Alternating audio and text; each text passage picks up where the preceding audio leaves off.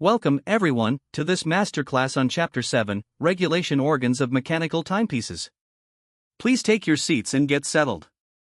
Today, we are embarking on a profound technical journey into what are arguably the most celebrated, the most misunderstood, and the most mechanically hypnotic achievements in the entire history of horological engineering. I am talking, of course, about rotating regulation systems. Specifically, we will be dissecting the tourbillon and the Carrousel. As professional watchmakers and engineers, you already know that the regulation organ is the beating heart of any timepiece. It is the absolute dictator of time. Up until now in your studies, you have analyzed standard, stationary escapements and balances. But what happens when we take that entire delicate assembly, the balance wheel, the hairspring, the pallet fork, and the escape wheel, and we force it to continuously rotate through three-dimensional space while it operates? Why would we intentionally add such massive mechanical complexity to an already fragile machine? In this comprehensive module, we are going not just into the how, but deeply into the why. We will derive the mathematical proofs of planetary gearing from first principles. We will analyze the grueling physical manufacturing tolerances required at the bench down to the exact micrometer. We will execute a definitive, dimension-by-dimension comparison between Abraham Louis Breguet's tourbillon and Bonniksen's Carrousel. And finally, we will strip away the marketing mythology to look at the cold, hard timing machine data to understand what these systems actually fix, and more importantly, what they completely fail to correct. This is not a history class, this is a hard science engineering deep dive. Let us begin by defining the exact physical problem that forced these rotating systems into existence. To understand the mechanical cure, we must first rigorously define the physical disease. Please look at the diagram on your screen outlining the core problem, positional rate error. In any mechanical watch, the balance wheel and hairspring are relentlessly subjected to the forces of gravity. Now, even if you spend hours at the bench dynamically poising a balance wheel so that it is perfectly balanced, you absolutely cannot escape the physics of the hairspring itself. This brings us to a phenomenon known as the Grossman effect. The center of gravity of a flat hairspring never aligns perfectly with the geometric center of the balance staff. As the spring breathes, expanding and contracting during its cycle, its center of gravity actually shifts outward and inward. When the watch is placed in a vertical position, Earth's gravity pulls on this shifting, eccentric mass. This asymmetrical gravitational pull slightly deforms the restoring couple, which we denote as capital M, of the hairspring differently during the two alternances of the beat. Mathematically, recall our fundamental oscillator formula, capital T equals 2 times pi, multiplied by the square root of the fraction, capital I over capital M. Because gravity is artificially modifying that denominator M, the period T fundamentally shifts. This means your watch will run at a different speed when the crown is pointing up compared to when the crown is pointing down. In a pocket watch from the 1800s, which sat statically in a vertical vest pocket for 12 hours a day, this positional error accumulated relentlessly. It resulted in deviations of 15 to 25 seconds a day simply due to gravity. This immutable law of physics is the exact reason both the tourbillon and the Carrousel were invented. If we cannot eliminate gravity, we must outsmart it mathematically. Enter Abraham Louis Breguet, perhaps the greatest mechanical genius our industry has ever known. Look at the historical data presented on the slide. On June 26, 1801, in Paris, Breguet was granted a patent for the régulateur à tourbillon pour montre. You must understand the engineering context of the year 1800. The finest pocket watches of the era suffered terrible positional errors. Watchmakers were desperately trying to file away microscopic amounts of material to fix static imbalances, but they were fighting a losing battle against the Grossman effect. Breguet's insight was a massive paradigm shift. It was purely geometric and kinematic. He essentially said, do not attempt to eliminate the microscopic gravitational imbalance. Instead, let us accept that the imbalance exists, and let us rotate the entire oscillator continuously. By forcing the balance to pass through all vertical orientations, 3 o'clock, 6 o'clock, 9 o'clock, and 12 o'clock, the gravitational acceleration that speeds up the balance in one position will exactly, mathematically cancel out the deceleration it causes in the opposite position. He named it tourbillon, the French word for whirlwind. But mark my words, the genius was not in the spinning, the genius was in the mathematical realization that spatial averaging could neutralize a static physical defect. It took Breguet 7 years after the patent to deliver the first working model in 1808. Why? Because the manufacturing complexity required to build a rotating cage was almost beyond the metallurgical and tooling capabilities of the 19th century. Before we do any advanced mathematics, we must master the kinematics. Every error you will ever make in diagnosing or understanding a tourbillon traces back to a fundamental confusion over kinematic states, specifically, what rotates and what stays fixed. Look closely at the comparison diagram on your screen. In a conventional movement on the left, the fourth wheel rotates, and it drives the escape wheel pinion, which rotates in a fixed position on the main plate. The pallet fork and the balance wheel oscillate in fixed spatial coordinates. Now, look at the tourbillon inversion on the right side of the screen. In a tourbillon, the escape wheel pinion is ripped out of the main plate and mounted inside a rotating cage. The cage assembly itself rotates, usually completing one continuous revolution per minute. But here is the absolute secret to the mechanism: the fourth wheel, normally a moving part, is now the roue d'Ach con fixe, the fixed fourth wheel. It is bolted directly and rigidly to the main plate. It does not move. As the cage rotates, it physically carries the escape wheel pinion with it. Because the pinion's teeth are meshed with the stationary fixed fourth wheel, the pinion is forced to rotate on its own axis as it orbits.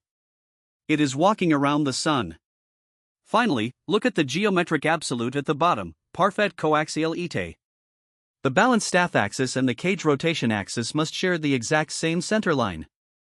If they do not, the entire mathematical model falls apart. Memorize this kinematic separation. Let us prove exactly how the escapement receives power inside this spinning cage. We are going to derive the planetary gear mathematics from first principles. Follow the steps on the screen. Step 1, System Definition. We have the sun, which is our fixed fourth wheel with z sub s teeth. Its angular velocity, omega sub s, is exactly 0. We have the planet, which is our escape wheel pinion with z sub p teeth. Its angular velocity, omega sub p, is what we want to find. And we have the carrier, the cage itself, rotating at omega sub c, which is usually 1 revolution per minute, or 2 pi over 60 radians per second. Step 2, the frame transformation. This is classical mechanics. We transform our viewpoint to a reference frame that is rotating with the cage at omega sub c. In this rotating frame, the cage appears stationary. However, looking outward, the fixed sun gear now appears to be rotating backwards at negative omega sub c. The planet's apparent rotation is its true rotation minus the cage's rotation, omega sub p minus omega sub c. Step 3, the solution. In this rotating frame, it is just a simple two-gear mesh. The ratio of the apparent speeds is the negative ratio of their teeth. So, the quantity omega sub p minus omega sub c, divided by negative omega sub c, equals negative z sub s over z sub p.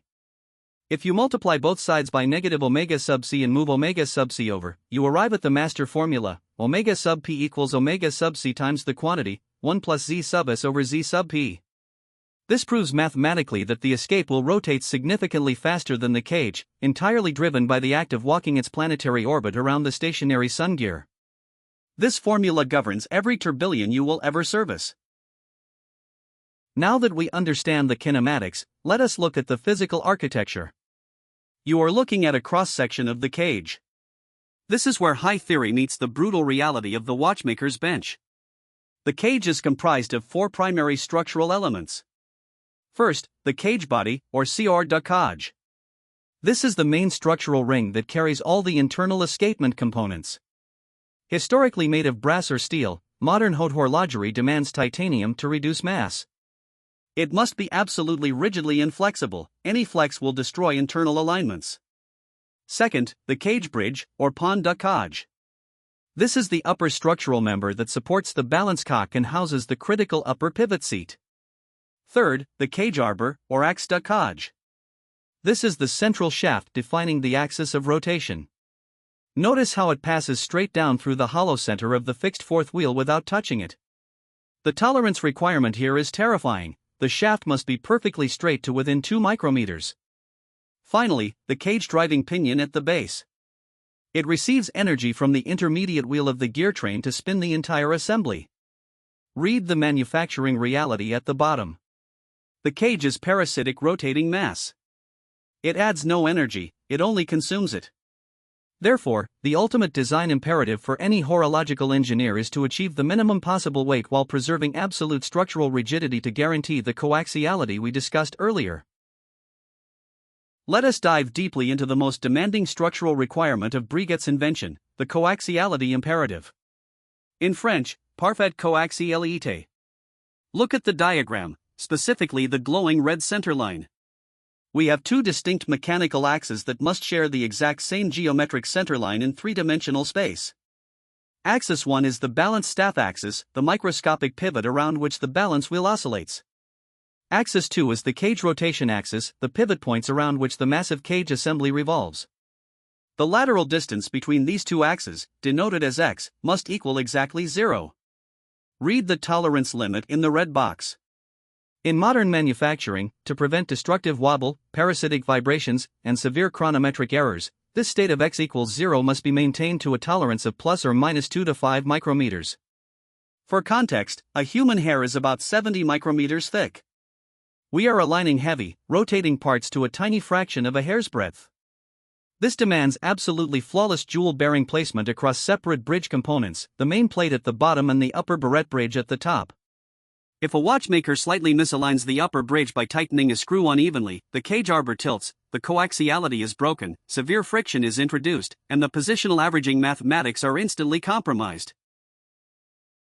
We must now pay the physical bill for this mechanical magic. Welcome to the energy cost of rotation.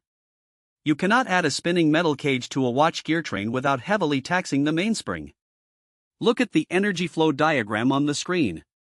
Where does this massive overhead come from? A rotating cage possesses angular momentum and rotational kinetic energy, calculated as E sub rot equals 1/2 I times omega squared. To maintain this kinetic energy, the mainspring must continuously supply power to do three things. First, overcome cage pivot friction. The cage arbor pivots rub constantly inside the lower platine and upper barrette bridge jewels. Second, overcome rotational inertia and damping. You are physically driving a half-gram mass through internal air resistance inside the watch case. Third, supply the escapement. It must still pass enough energy through the planetary gear to actually impulse the balance wheel. Look at the resulting tax in the red arrow.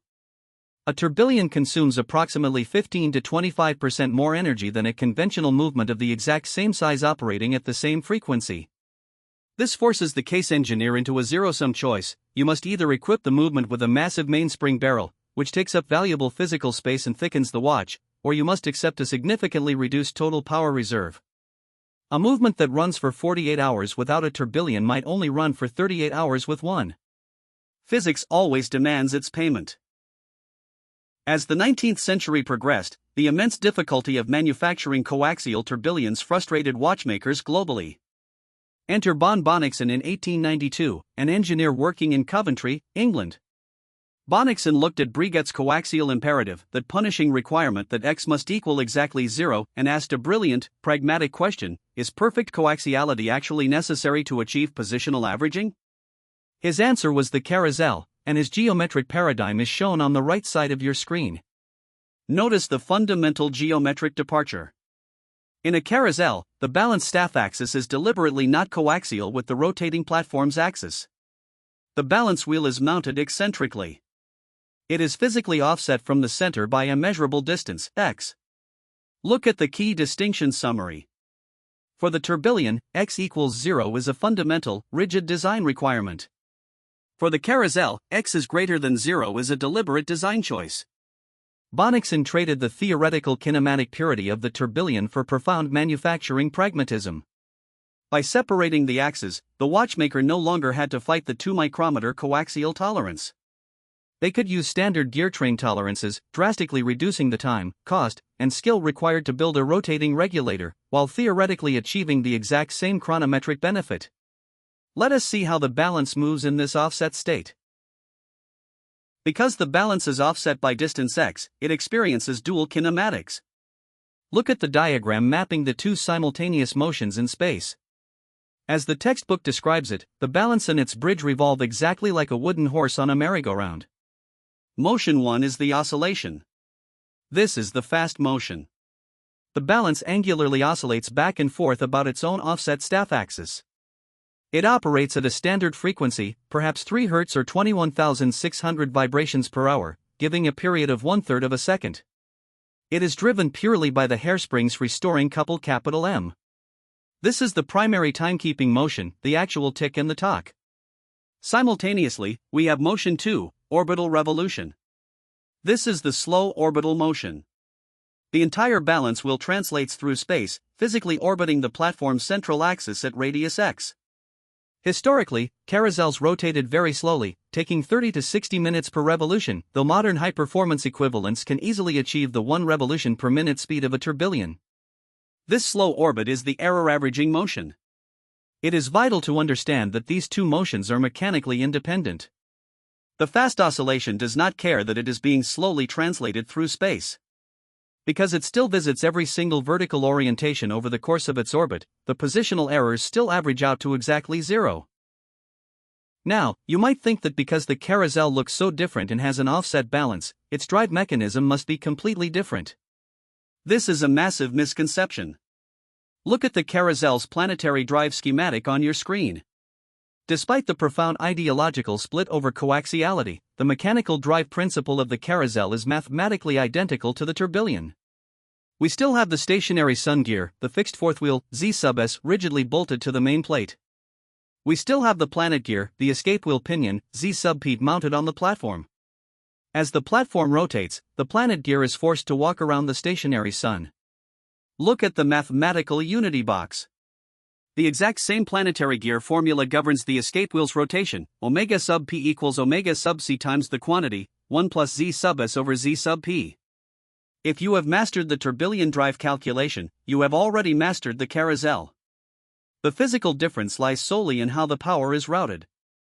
Because the platform is wider, the gear train often engages the outer edge of the platform rather than a central pinion, allowing the power source to drive the carriage independently of the escapement in some historical configurations. But the kinematic truth remains: the escapement's speed is dictated by its planetary relation to a fixed sun gear. To truly cement the difference in your minds, we must look at them side by side. As technical professionals, you must be able to instantly read and diagnose horological cross-sections. Look at the architectural comparison on your screen. On the left, figure 7-105, the tourbillon.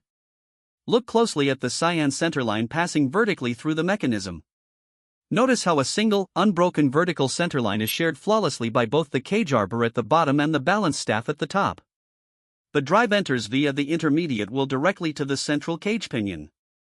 The escape wheel pinion meshes directly with the central fixed fourth wheel. It is highly centralized, highly stacked, and completely coaxial.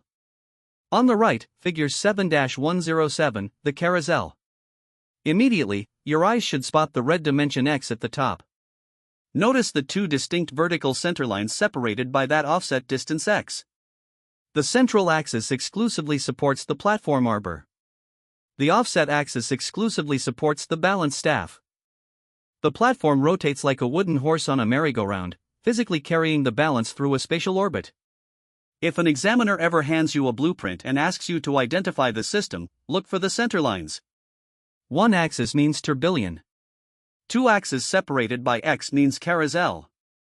It is that simple, and that profound. We have stated that rotating the assembly averages the positional error to 0. Now, we must prove it mathematically. Please direct your attention to the integral equation on the screen. The core principle for both the tourbillon and the carousel relies on identical logic. Do not attempt to eliminate the microscopic physical error, instead, average it to 0 over time. Let us define the instantaneous rate error at a given spatial orientation angle, theta, as epsilon of theta.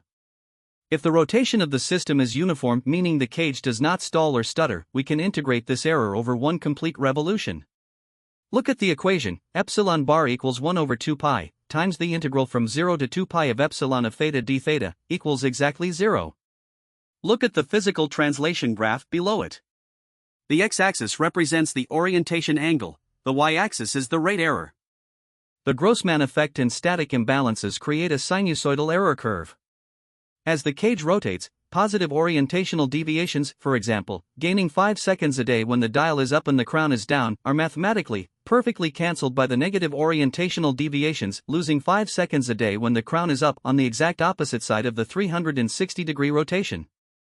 Because the integral of a sine wave over a full period is exactly 0, the average systematic error over one complete revolution equals 0.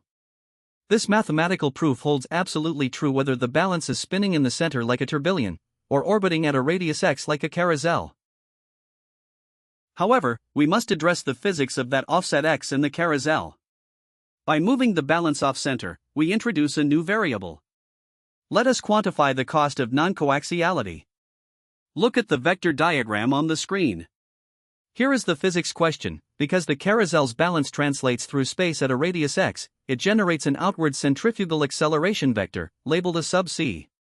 Does this outward force disrupt the delicate isochronism of the hairspring or the friction on the pivots? Let us calculate the centrifugal acceleration.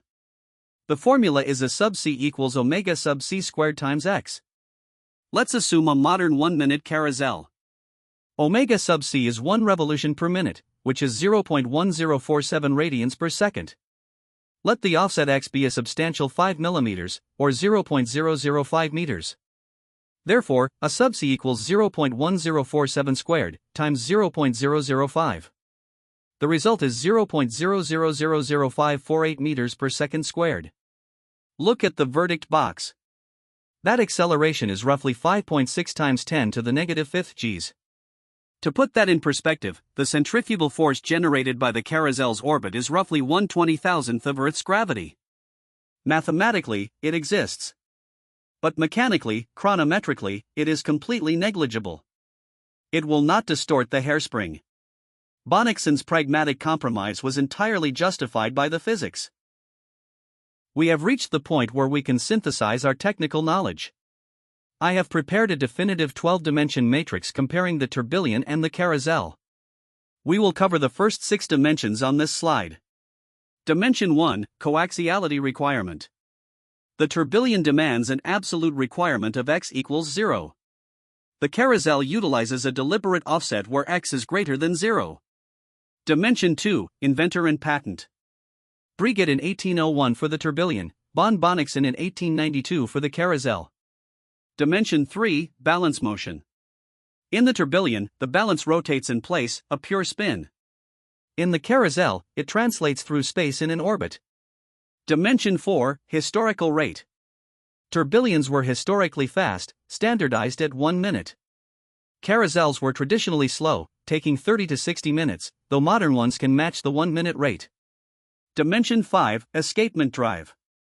Both utilize planetary gearing, but the tourbillons is internal to the cage, while the carousels is mounted openly on the platform. Dimension 6, manufacturing difficulty. The tourbillon is rated extreme due to the crushing 2 to 5 micrometer coaxial tolerances. The carousel is rated moderate, as it allows watchmakers to utilize standard gear train tolerances. The bench reality heavily favors the carousel for ease of production and service. Continuing with the definitive matrix, let us look at dimensions 7 through 12, covering performance and market reality. Dimension 7, energy overhead. The tourbillon extracts a high 15 to 25% penalty. The carousel is medium-high, dictated by the mass of its platform, but generally slightly more efficient.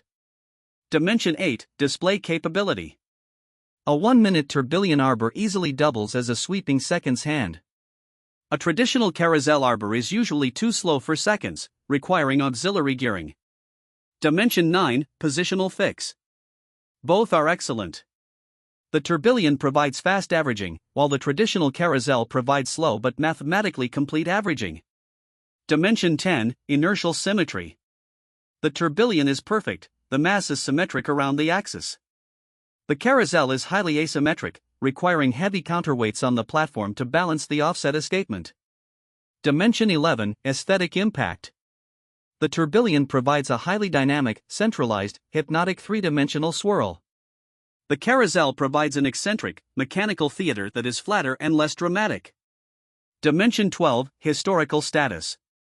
The tourbillon commands the apex of high chronometry and global luxury prestige. The carousel commands a niche of practical precision and robust engineering.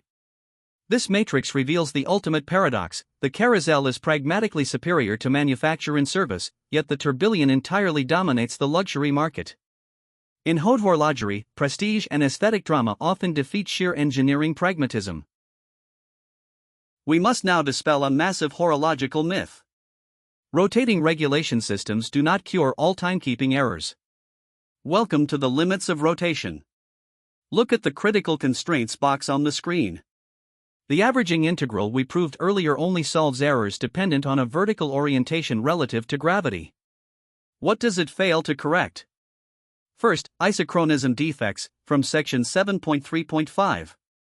As the mainspring unwinds over 48 hours, torque drops, lowering the balance amplitude. This shifts the rate globally, utterly independent of gravity. Rotating the cage does absolutely nothing to fix this. Second, horizontal position errors. When the watch lies flat, dial up or dial down, gravity acts parallel to the axis of rotation. Spinning a wheel while it lies flat does not average anything. The variance between vertical and horizontal rates remains untouched. Third, temperature variations.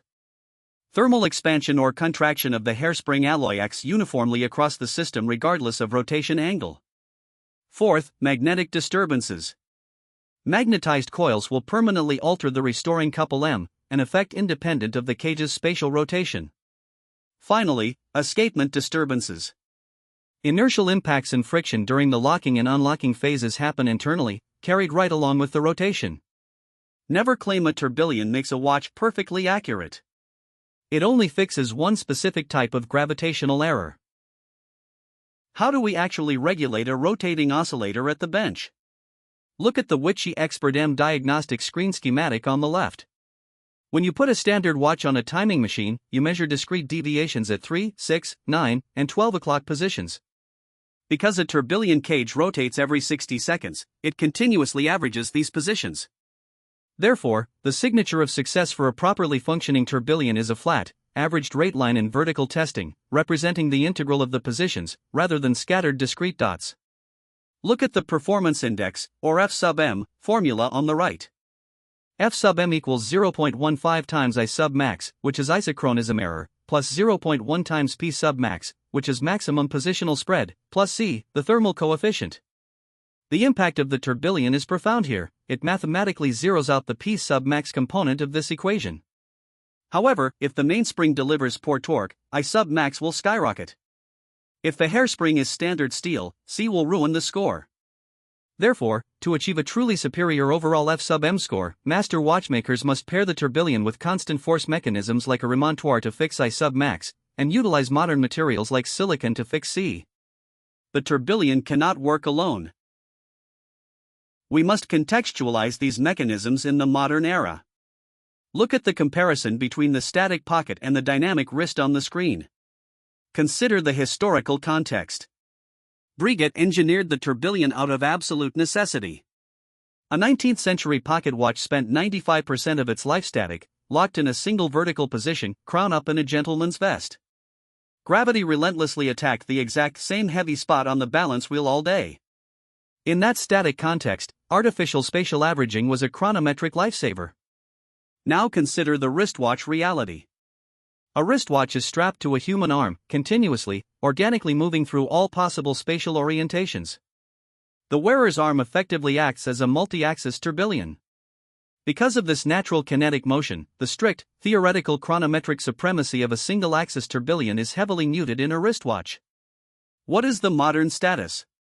Today, we do not buy tourbillons because we need them to catch a train on time. A $10 quartz watch will outperform a $1 million tourbillon in sheer accuracy. Today, the tourbillon represents the apex of kinetic art. It is a statement of extreme manufacturing prowess, a display of wealth, and a beautiful testament to human horological heritage. It has transcended necessity to become pure mechanical poetry. We have reached the end of our overview set. Let us review what you have mastered so far. Look at the quick reference board on your screen. In our master formula bank, you should now be intimately familiar with. Number 1, the fundamental balance period, capital T equals 2 times pi, times the square root of capital I over capital M.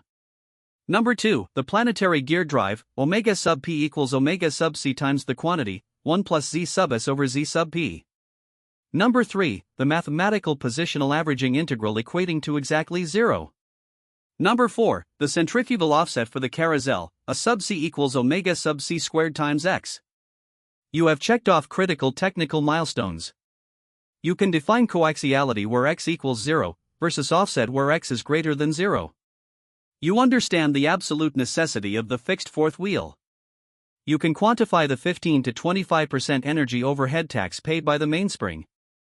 And crucially, you can articulate the harsh limits of the averaging integral regarding isochronism and horizontal positions. As we conclude this overview, remember this: the tourbillon's greatest achievement is not the seconds it saves over a month, it is the centuries of human ingenuity it represents. Take a break. When we return, we will plunge into the absolute depths of tourbillon mechanical blueprint diagnostics and the granular taxonomy of specific errors. Welcome back, engineers. Let us move deeper into the mechanics. We are now entering Set A, the tourbillon complete technical analysis. Look at the master framework diagram on your screen. Understanding the tourbillon requires you to hold 5 simultaneous mechanical principles in your mind, operating concurrently. You cannot isolate one without affecting the others. Principle 1, Oscillation. You are managing the fundamental physics of capital T equals 2 times pi times the square root of capital I over capital M, but doing so inside a continuously rotating reference frame. Principle 2, Planetary gearing. You must continuously derive escapement energy mathematically via the meshing of moving and fixed gears. Principle 3, Coaxial suspension. You must execute the absolute plus or minus 2 to 5 micrometer structural alignment imperative. If this fails, the system tears itself apart. Principle 4, Energy transmission.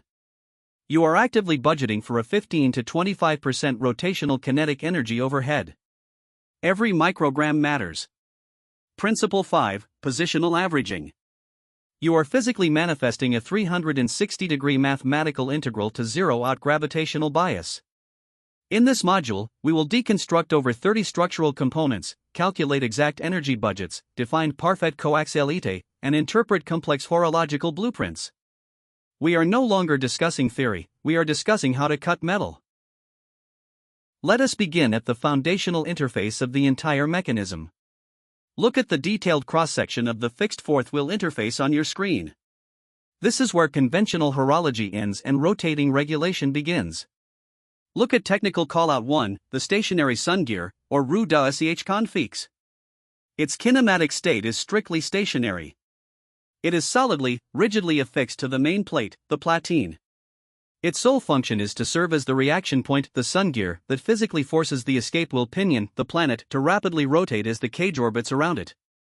If this wheel slips even a fraction of a degree, your timing is destroyed.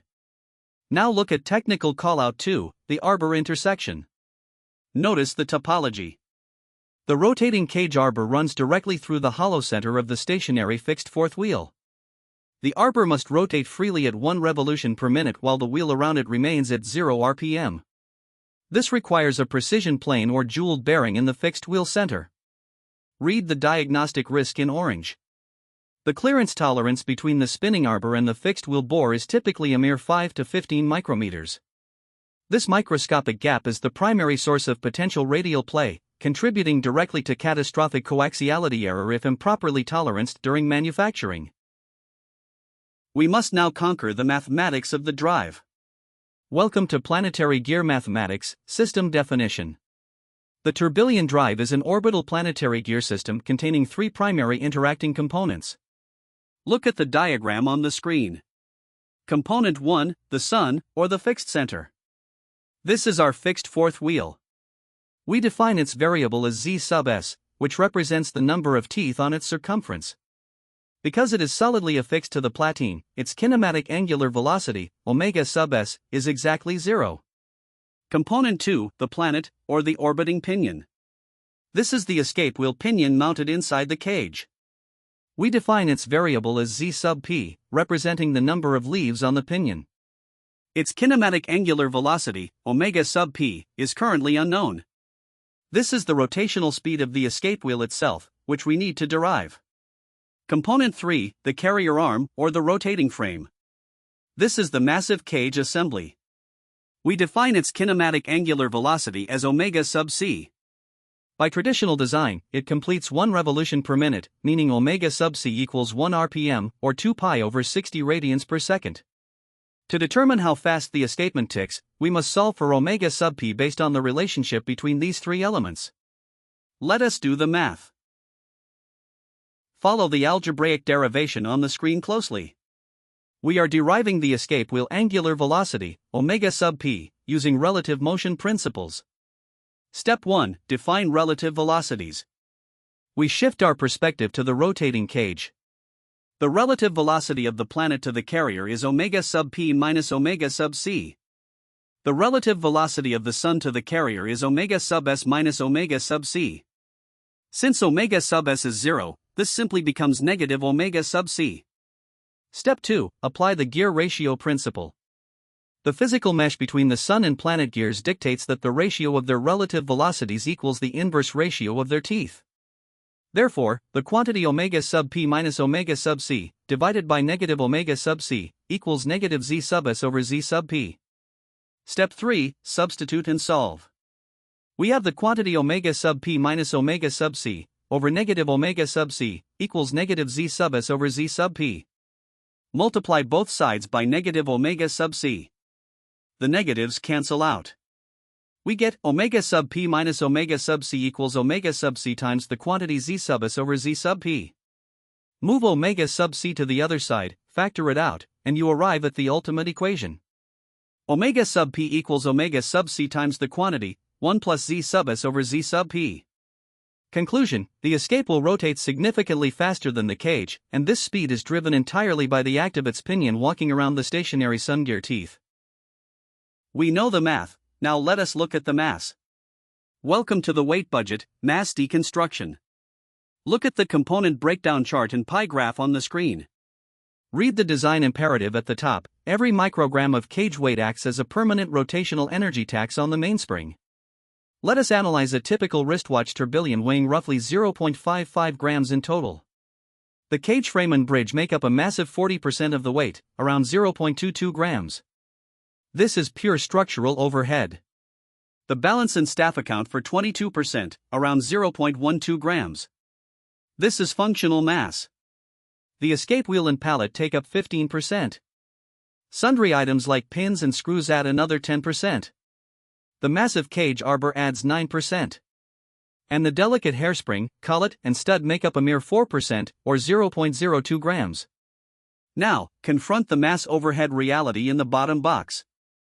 An equivalent conventional escapement, without a cage, weighs approximately 0.15 grams. Our tourbillon cage assembly weighs 0.55 grams. Therefore, the cage overhead is 0.40 grams.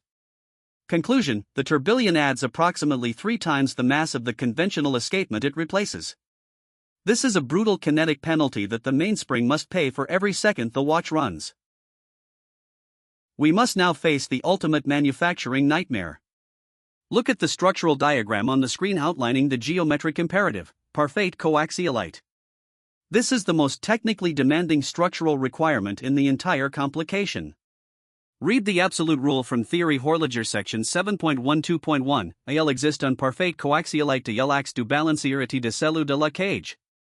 Let us translate that into rigid geometry. Two distinct mechanical axes must share the exact same geometric centerline in three-dimensional space. Axis 1 is the balance staff rotation axis. This is defined by the microscopic upper and lower pivots of the balance staff itself. Axis 2 is the cage arbor rotation axis. This is the macro axis around which the entire assembly revolves, defined by the upper barrette pivot and the lower main plate pivot. Look at the glowing cyan and purple lines merging. The mathematical law states that the lateral distance between axis 1 and axis 2 must equal exactly 0.000 micrometers. In three-dimensional space, both axes must be exactly parallel and physically coincident. If they deviate, the balance wheel will orbit eccentrically, inducing severe centrifugal vibrations, massive pivot friction, and instantly breaking the delicate averaging integral we proved earlier. When coaxiality fails, it fails in 3 distinct ways. Look at the diagrams detailing the three axes of coaxiality failure on your screen. Each mode requires entirely separate manufacturing controls to mitigate chronometric damage. Type 1 is radial, or lateral, offset. The axes are perfectly parallel, but separated by a microscopic distance d. The balance center essentially traces a tiny circle of radius d. The physics result is an induced periodic centrifugal acceleration. While the impact is negligible at 10 micrometers, if d reaches 100 micrometers, the rate will oscillate wildly on a timing machine once per revolution. Type 2 is angular misalignment, or tilt. The axes intersect at an angle alpha. The balance staff pivot is literally tracing a cone through space. This creates a severe periodic radial force as the staff aggressively grinds against the balanced jewel walls. This is the most chronometrically damaging error, causing massive friction spikes. It is usually caused by a bent arbor or an unparalleled cage bridge. Type 3 is axial displacement, or height mismatch. The axes are perfectly aligned in plan view, but shifted vertically. The z-axis positioning fails. This critically alters the hairspring coil plane. The impact is a fatal risk of the delicate hairspring coils violently contacting adjacent coils or scraping against the cage frame. It must be corrected by adjusting staff length or micro-shimming the cage body. How do we actually achieve this impossible geometry? Look at manufacturing coaxiality, the plus or minus 2 to 5 micrometer imperative. We are targeting a periodic rate variation of less than 0.5 seconds a day.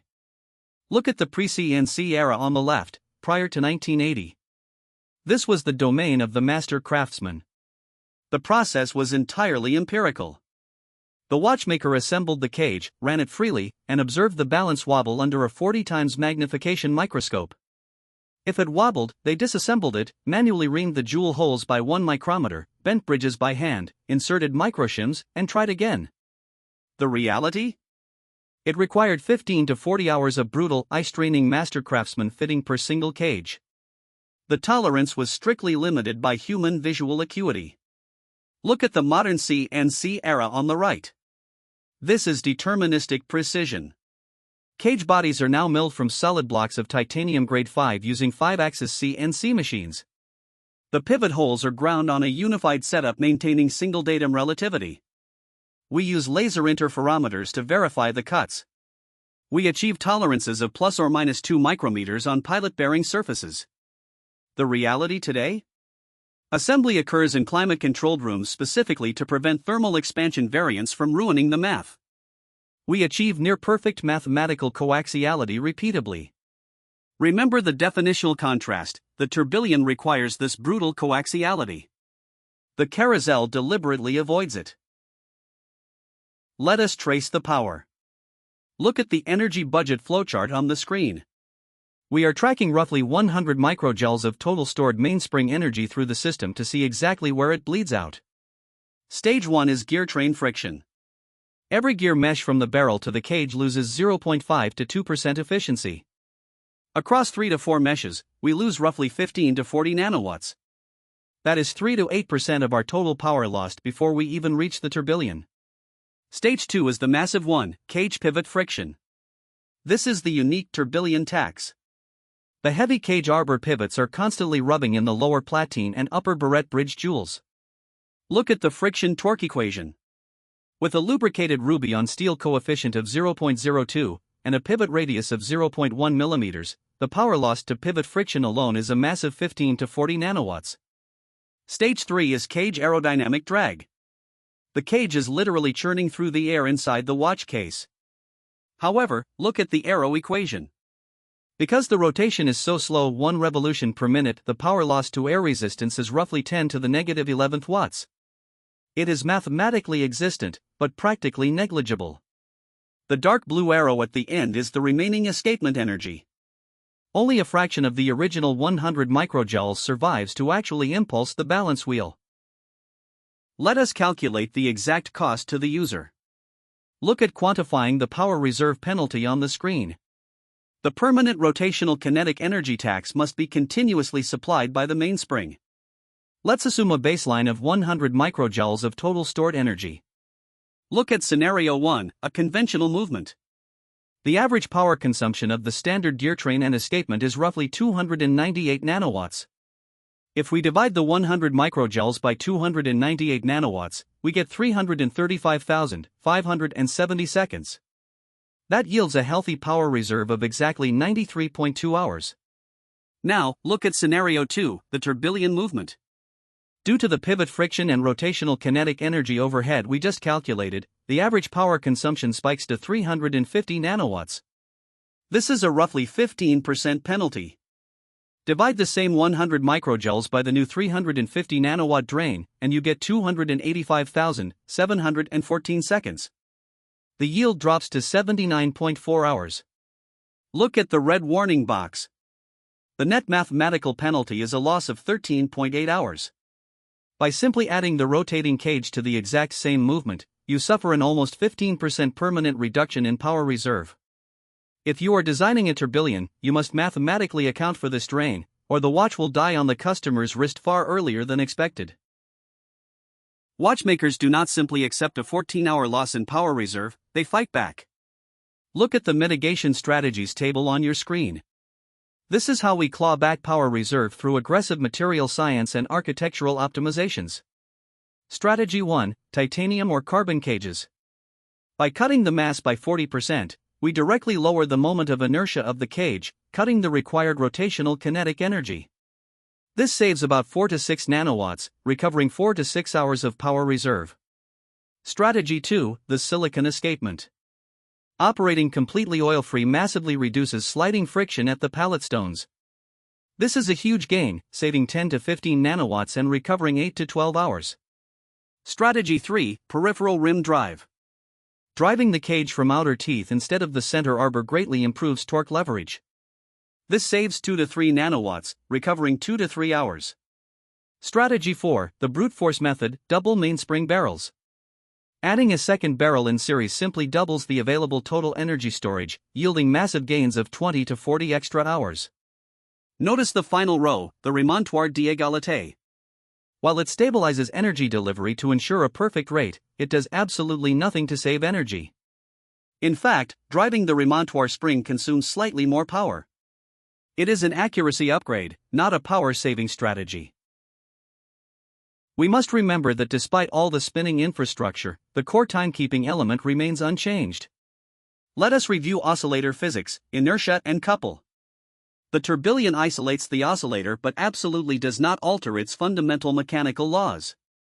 Look at the fundamental relationship, capital T equals 2 times pi, times the square root of capital I over capital M.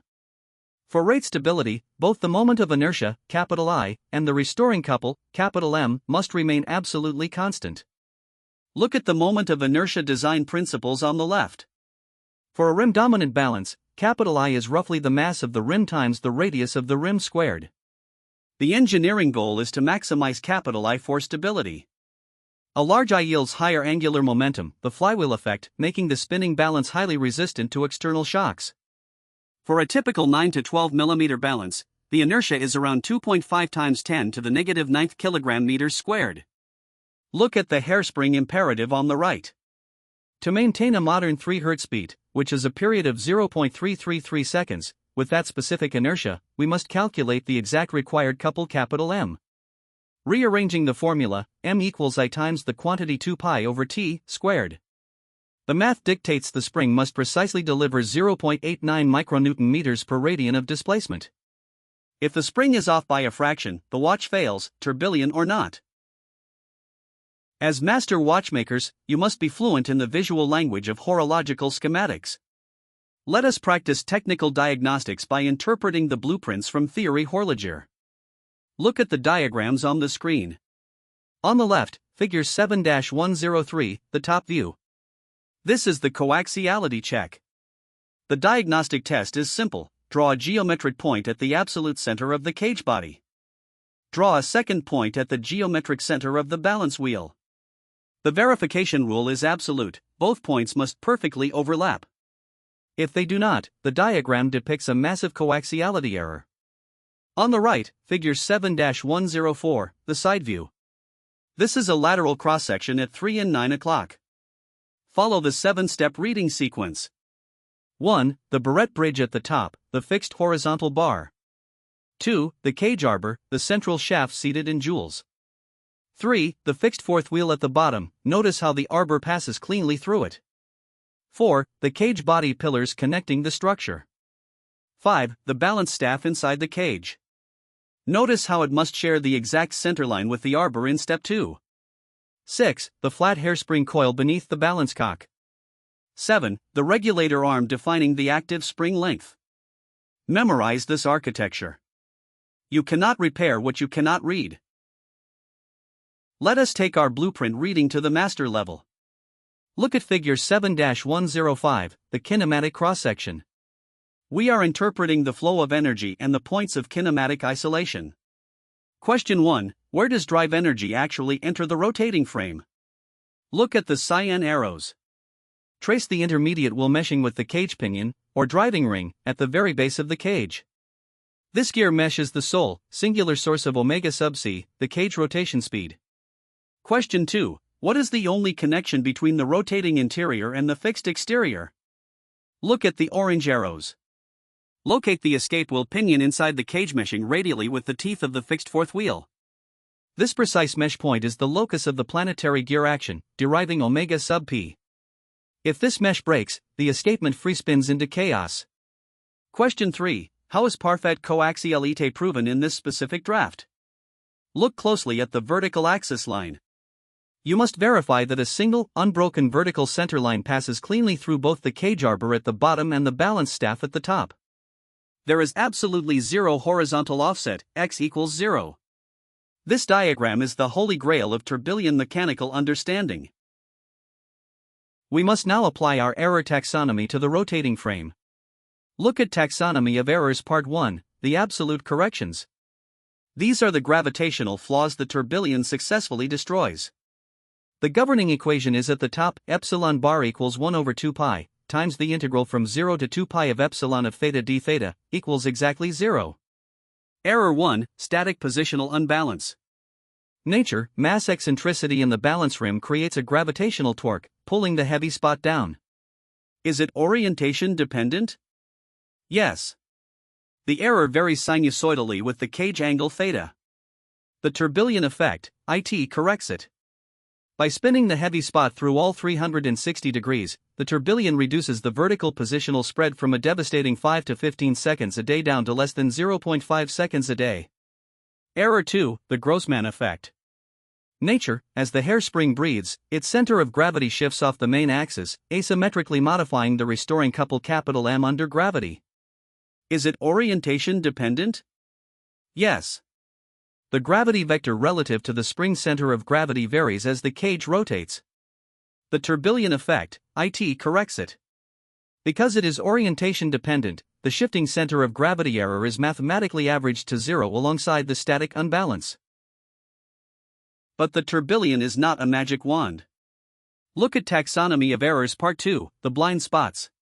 Read the master diagnostic rule in red. If an error is independent of spatial orientation, a tourbillon cannot fix it. The averaging integral only works on variables that change as the cage rotates. Error 1, isochronism defect. The period T changes as amplitude drops during the 48-hour mainspring rundown. Why does the tourbillon fail? Because amplitude decay happens inside the rotating cage and affects all orientations equally. Error 2, temperature. The modulus of elasticity shifts, changing couple M. It acts uniformly across the entire system regardless of rotation angle. Error 3, magnetism. The steel spring acquires remanent magnetization. The mean magnetization shift is completely orientation independent. Error 4, horizontal positions. This is the killer. When a watch is worn dial up or dial down, gravity acts parallel to the rotation axis. Spinning a wheel like a record on a table does not change the gravity angle relative to the balance. The net result? In modern wristwatches, isochronism and horizontal errors often completely dominate the residual positional errors.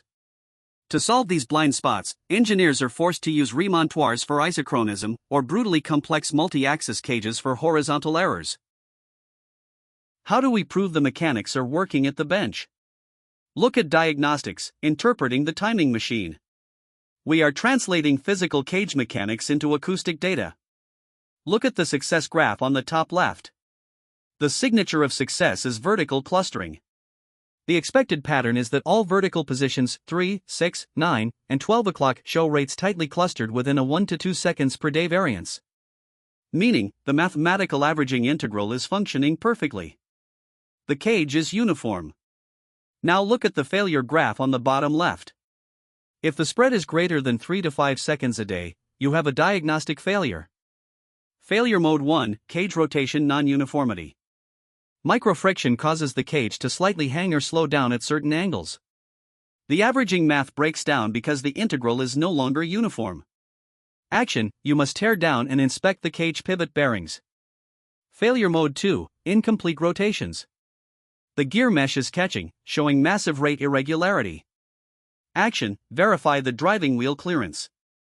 Failure mode 3, massive static imbalance.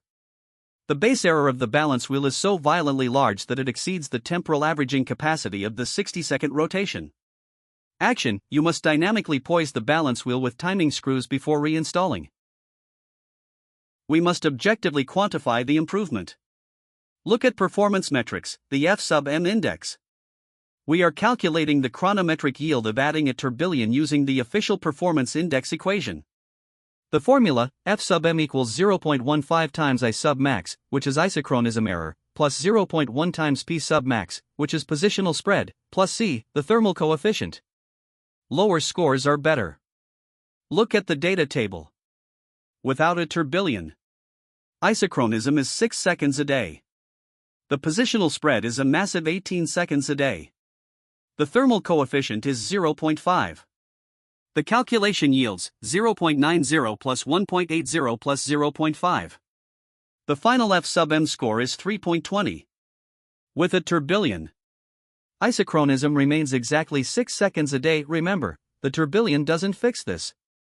The thermal coefficient remains exactly 0.5. But look at the positional spread.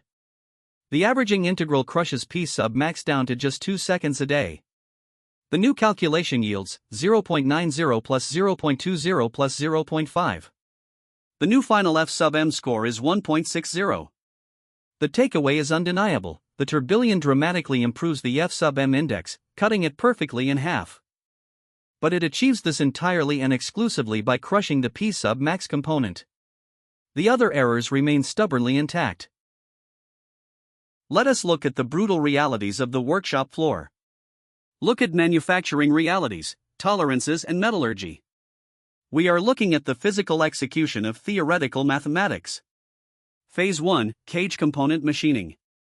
The cage arbor must be CNC turned from hardened steel or titanium on a specialized watchmaker's lathe. Look at the pivot diameter, a microscopic 0.12 to 0.18 millimeters. The tolerance is plus or minus 0.5 micrometers.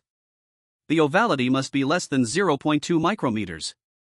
If the surface finish is not a flawless mirror polish where RA is less than 0.02 micrometers, the pivot will seize and shear off inside the ruby. Phase 2, the fixed fourth wheel. The center hole must be bored to allow arbor clearance to a strict 5 to 10 micrometer tolerance. This single cut directly dictates the baseline coaxiality drift for the entire system. Phase 3, critical assembly checks. Before final assembly, the watchmaker must measure the cage arbor runout inside the jewels using a dial indicator. The limit is 1 micrometer. Then comes dynamic balancing. The balance wheel is pressed to the staff and spun on a microbalance. It must achieve an angular momentum imbalance of less than 0.1 microgram meters. This is achieved by painstakingly adding or removing microscopic timing washers. This is why a true tourbillon costs what it costs. We conclude SETA with a controversial question, the certification paradox. Does a tourbillon guarantee a COSC chronometer certificate? The definitive answer is no. Look at the comparison boxes on the screen. Where the tourbillon excels at COSC. It effortlessly crushes the positional variation criterion, which demands a spread of less than 5 seconds a day. A good tourbillon flattens the vertical P sub max to under 2 seconds a day. Furthermore, by tightening the vertical cluster, the horizontal versus vertical difference is highly stabilized. But look at where the tourbillon complicates COSC. Isochronism. The massive 15 to 25% kinetic energy overhead causes a much steeper mainspring amplitude drop between full and empty power.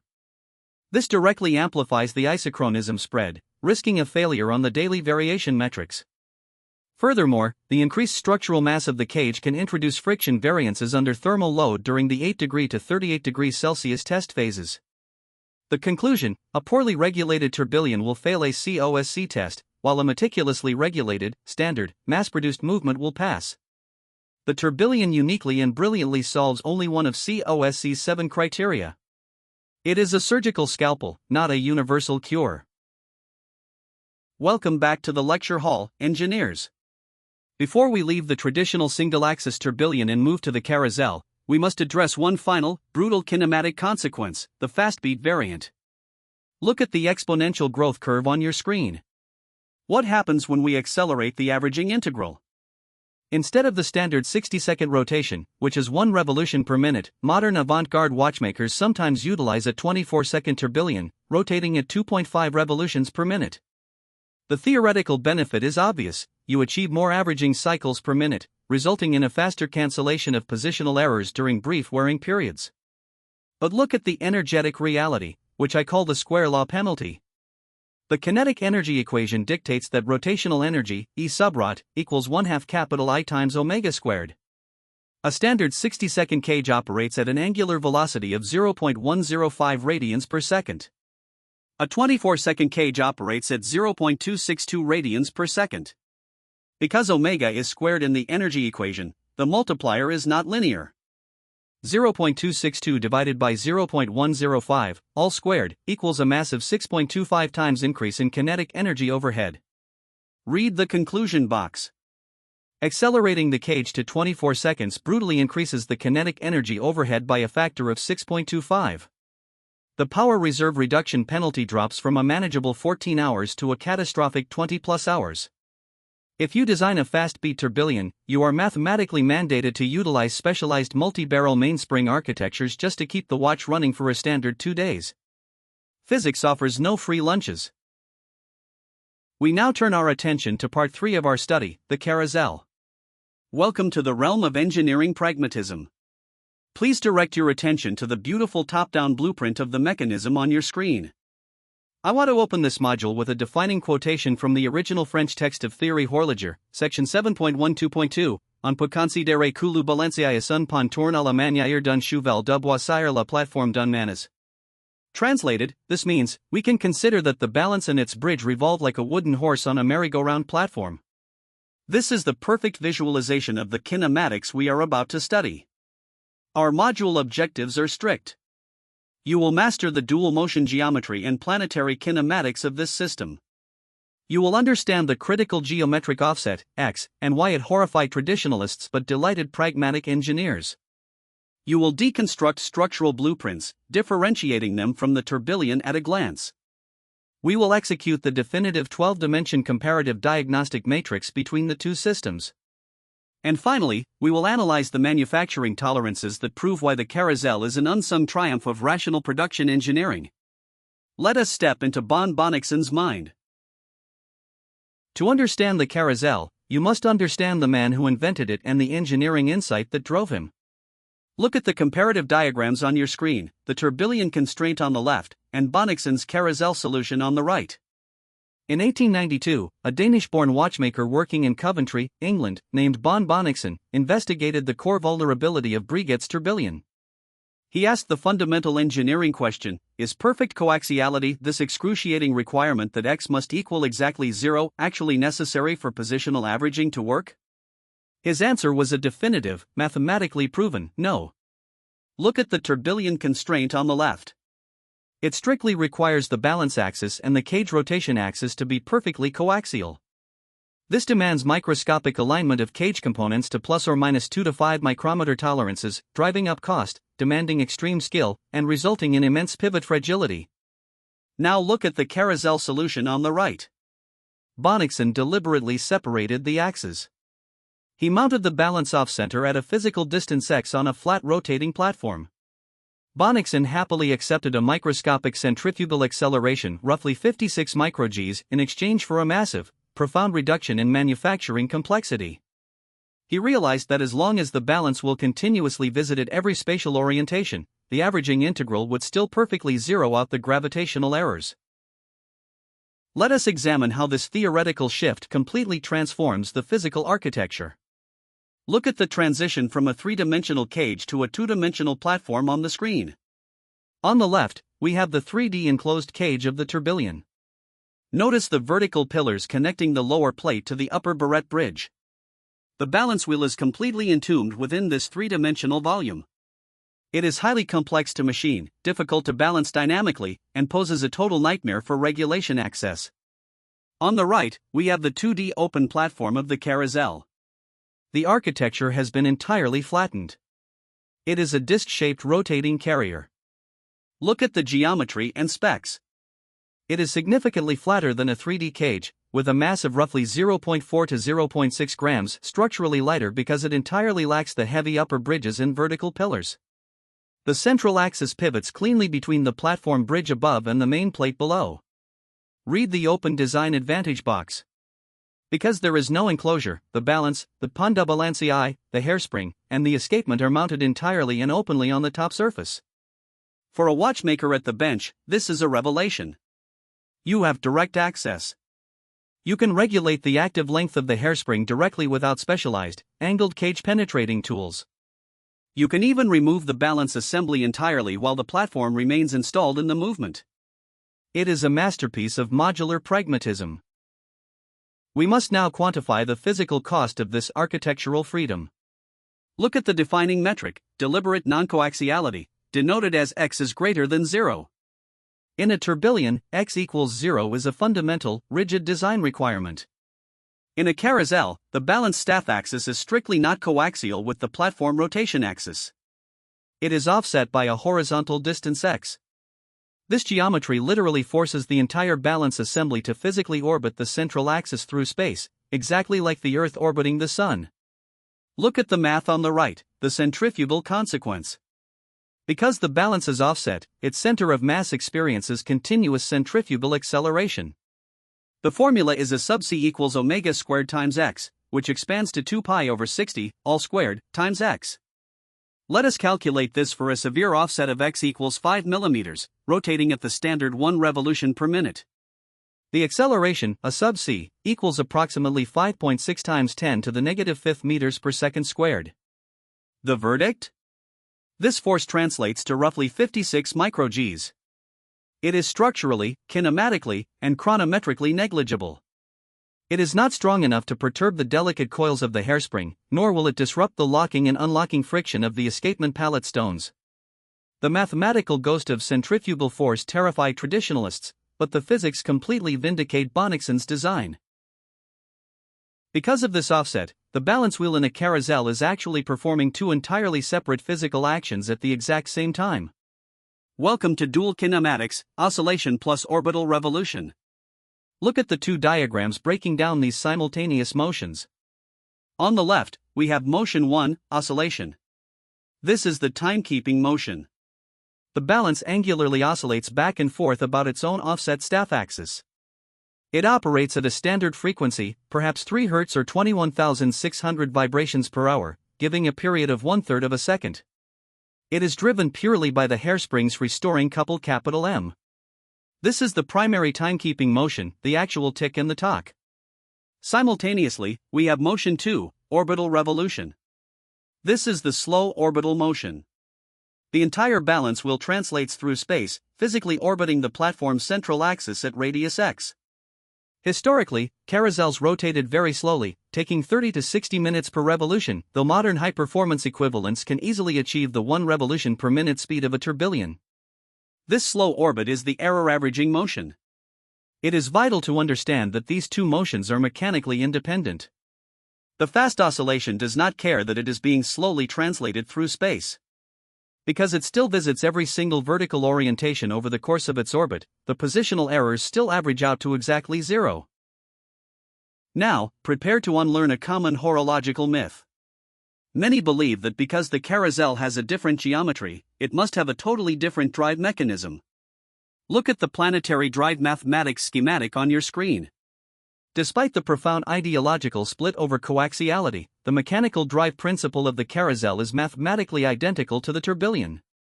Look at the gear train. We still have a stationary sun gear, the fixed fourth wheel, Z sub S, rigidly bolted to the main plate. We still have a planet gear, the escape wheel pinion, Z sub P, mounted on the platform. As the platform rotates, the planet gear is forced to walk around the stationary sun. Look at the mathematical unity box. The exact same planetary gear formula governs the escape wheel's rotation, omega sub P equals omega sub platform times the quantity, 1 plus Z sub S over Z sub P.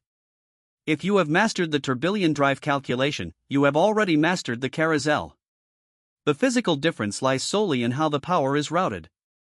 Because the platform is wider, the gear train often engages the outer edge of the platform rather than a central pinion, allowing the power source to drive the carriage independently of the escapement in some historical configurations. But the kinematic truth remains: the escapement's speed is dictated by its planetary relation to a fixed sun gear. Let us apply our diagnostic literacy. You are looking at figure 7-106 from Theory Horological, the Carrousel top view. As an engineer, you must be able to instantly deconstruct this blueprint and prove what mechanism you are looking at. Follow the diagnostic checklist on the right. 1. Identify element A, the large hatched outer circle representing the flat platform boundary, rotating at 1 revolution per minute. 2. Identify element B, the exact geometric center of the platform. This is the rotational axis for the entire assembly. 3. Now, locate element C, the balance wheel. Notice how it is noticeably, deliberately OFF center. It physically orbits element B at radius x. 4. Locate element G, the pont de balancier, the bridge securing the balance wheel to the platform. 5. Finally, locate the escape wheel and pallet fork. They are mounted on their own offset coordinates, entirely exposed on the platform surface. Read the diagnostic proof at the bottom. How do you prove to an examiner that this blueprint depicts a Carrousel and not a tourbillon? You identify the two distinct center lines. In a tourbillon top view, the balance staff is dead center. Here, in figure 7-106, the displacement X is visually undeniable. This is the visual signature of Bonniksen's invention. We move from the plan view to the lateral section. This is diagnostic literacy, reading the Carrousel cross-section. Look at figure 7-107 on your screen. This is where the structural genius is fully revealed. Let's do a layer-by-layer identification. The top layer is fixed. This is the upper bridge, solidly attached to the main plate, providing the upper jewel bearing for the central platform arbor. The middle layer is rotating. This is the platform disc itself. It carries the pont de balancier, the offset balance staff, and the escape wheel pinion. The bottom layer is fixed. This is the main plate, the platine. It houses the lower platform pivot and holds the fixed fourth wheel absolutely stationary. Now, look at the diagnostic proof on the right. At the very top of the drawing, the dimension line labeled X spans horizontally between two distinct vertical axes. Centerline 1, highlighted in cyan, is the platform arbor rotational axis. Centerline 2, highlighted in gold, is the balance staff rotational axis. In a tourbillon, these two lines are merged into one. Here, they are clearly separated.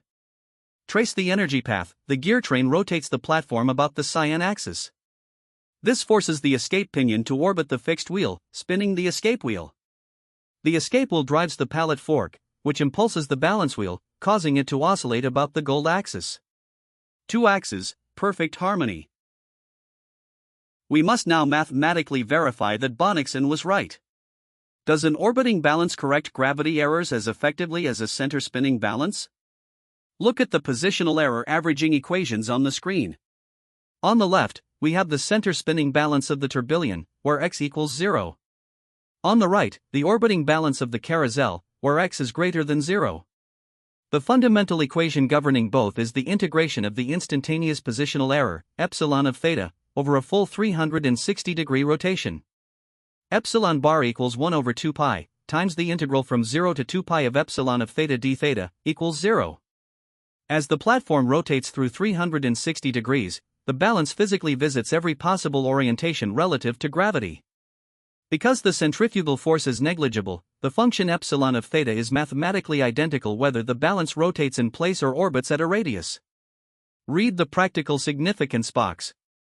Any smooth, periodic positional error function, including the Grossman effect and static imbalances, varying pivot friction, and gross positional rate deviations, integrates strictly to zero over one complete 60-second revolution. The cancellation is mathematically exact in both systems. Bonniksen sacrificed nothing in theoretical chronometry. If the math is identical, why did Bonniksen bother?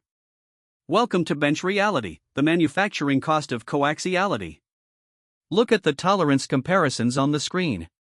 This explains why x equals 0 is an engineering nightmare.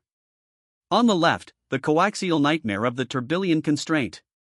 3 distinct pivot points, the platine jewel, the cage body, and the barrette bridge, must align perfectly on a single vertical axis. The tolerance window is a microscopic plus or minus 2 to 5 micrometers. Read the failure consequence. If this tolerance is exceeded, the balance center of gravity traces an eccentric orbit, introducing massive binding friction against the ruby walls, completely destroying the averaging integral. Achieving this required 15 to 40 hours of master craftsman hand burnishing and microfitting per cage.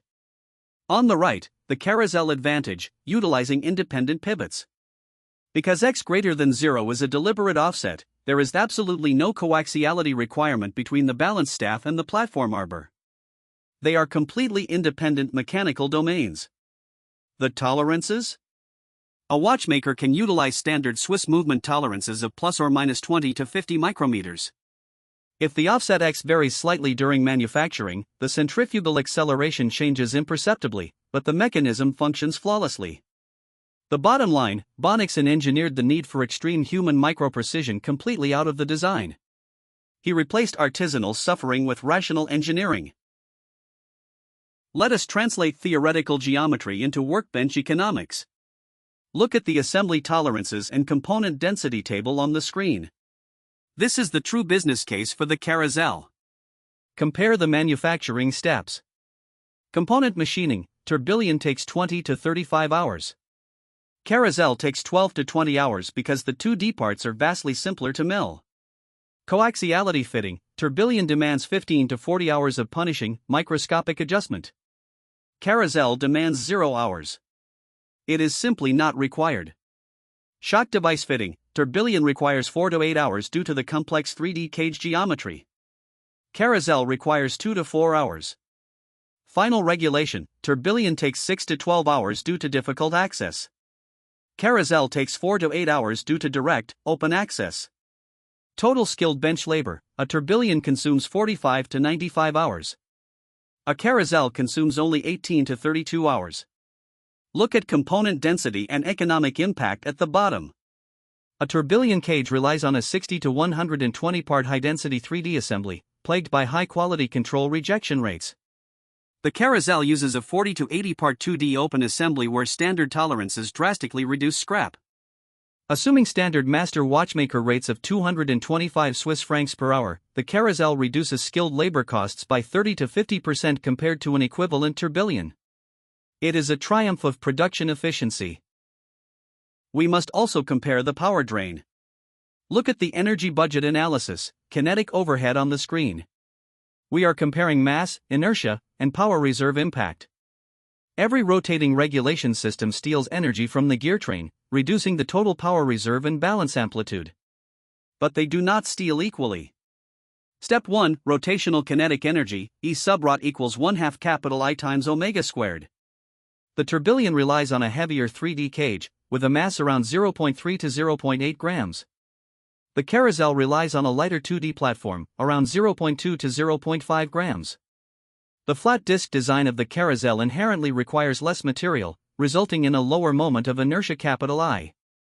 Step 2, friction overhead.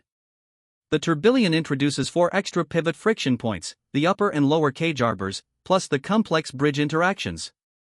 The Carrousel introduces only 2 extra pivot friction points for the platform arbors. Step 3, total energy overhead constraint. Add it all up. The tourbillon power loss accounts for roughly 15 to 25% of the total movement capacity. The Carrousel power loss accounts for only 10 to 15%. Because it is structurally more efficient, the Carrousel leaves more torque available for the escapement, resulting in higher balance amplitudes and longer power reserves for the end user. It is time to formalize our findings.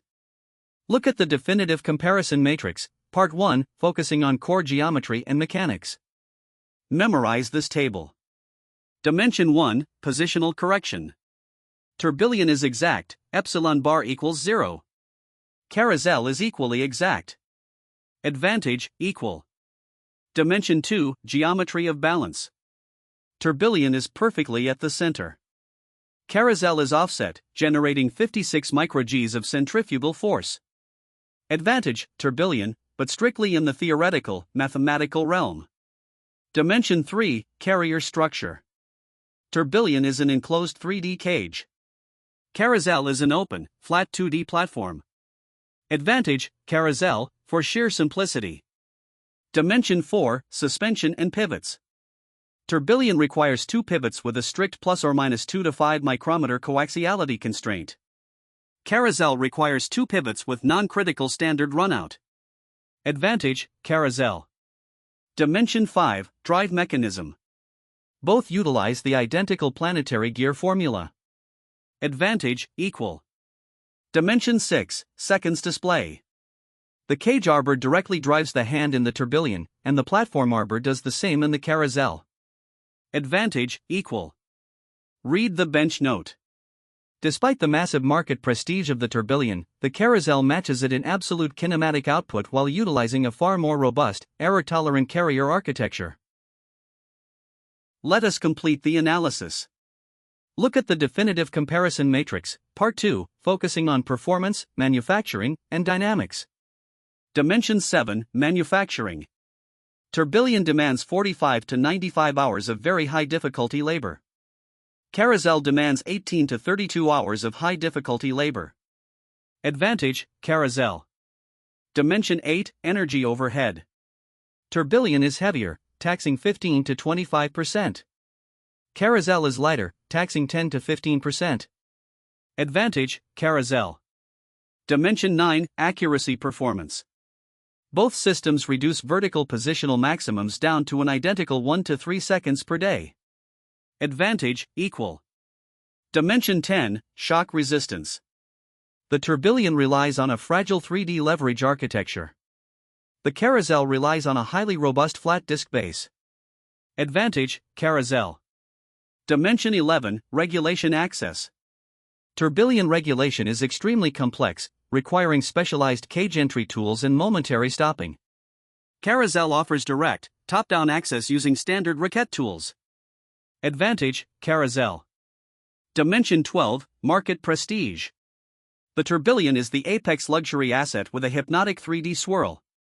The Carrousel is a rare engineering niche with moderate visuals.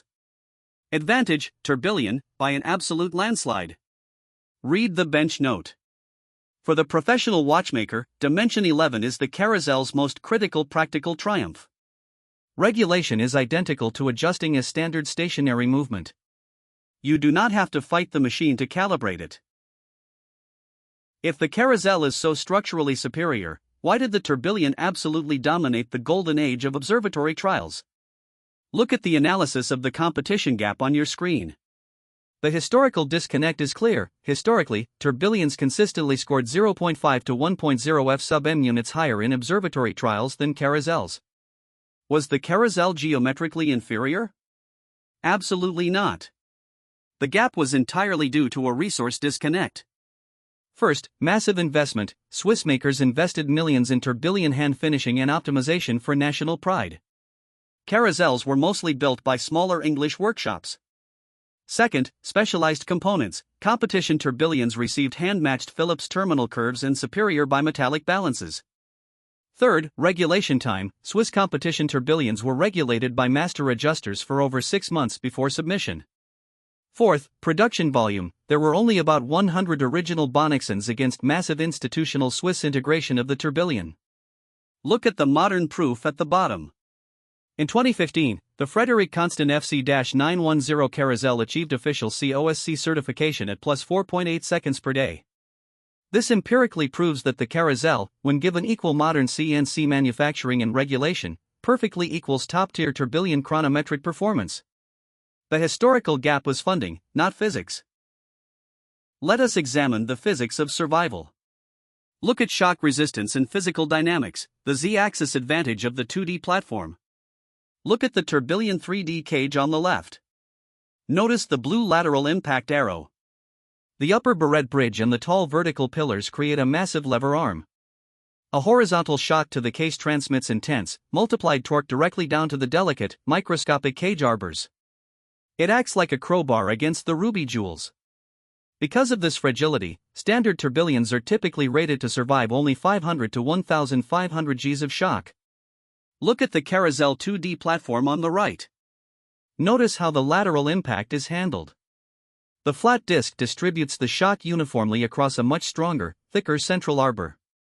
There is no upper framework acting as a destructive lever arm. The force is dispersed laterally.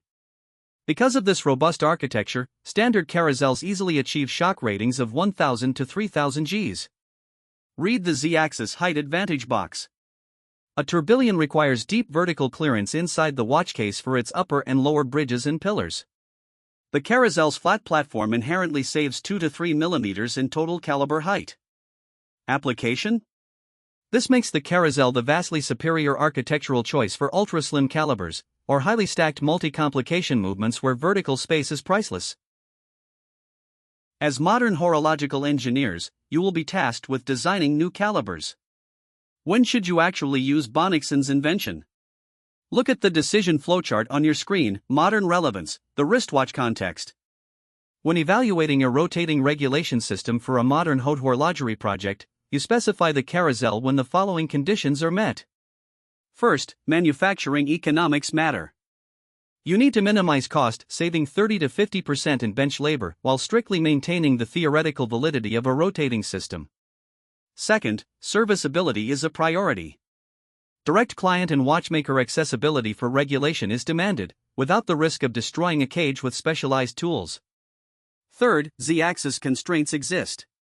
The movement profile must be kept ultra-thin, or you desperately need the vertical space to layer a perpetual calendar or minute repeater module over the regulating organ. Fourth, durability is required. The timepiece is designed for active, daily wear, prioritizing the 2D platform's superior shock resistance over delicate 3D artistry. Fifth, brand philosophy.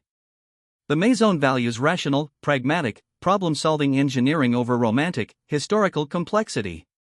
If your project hits these nodes, the specification decision is definitively the Carrousel. It is the engineer's choice, even if it is not the marketer's choice. Before we leave single-axis systems, we must lock away the mythology. Look at the padlock diagram, the limits of rotation, what neither system can fix. A massive, pervasive misconception exists that tourbillons and Carrousels cure all timekeeping errors. The reality, they correct only gravity-related vertical positional errors. Look at the red X's for errors not corrected by rotation. 1. Isochronism defect. As detailed in section 7.3.5, as the mainspring unwinds over 48 hours, torque drops, lowering the balance amplitude. This shifts the rate globally, utterly independent of gravity. Rotating the orientation of the error physically in space does not eliminate the amplitude drop itself.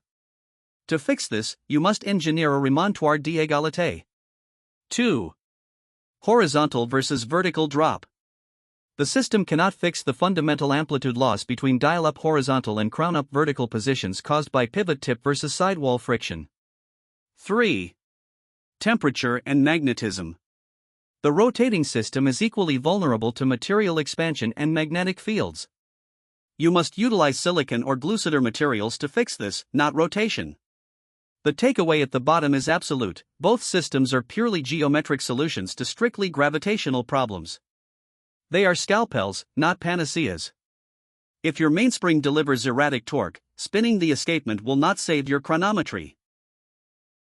To synthesize our study of the tourbillon and the Carrousel, review the shared mathematical foundation table on your screen. This represents absolute mathematical unity across rotating platforms. Despite the ideological split over coaxiality, x equals 0 versus x is greater than 0, both systems are bound by these exact same laws of physics. The oscillator's balance period is governed by capital T equals 2 times pi, times the square root of capital I over capital M. This dictates the tick-tock, completely independent of the platform or cage rotation.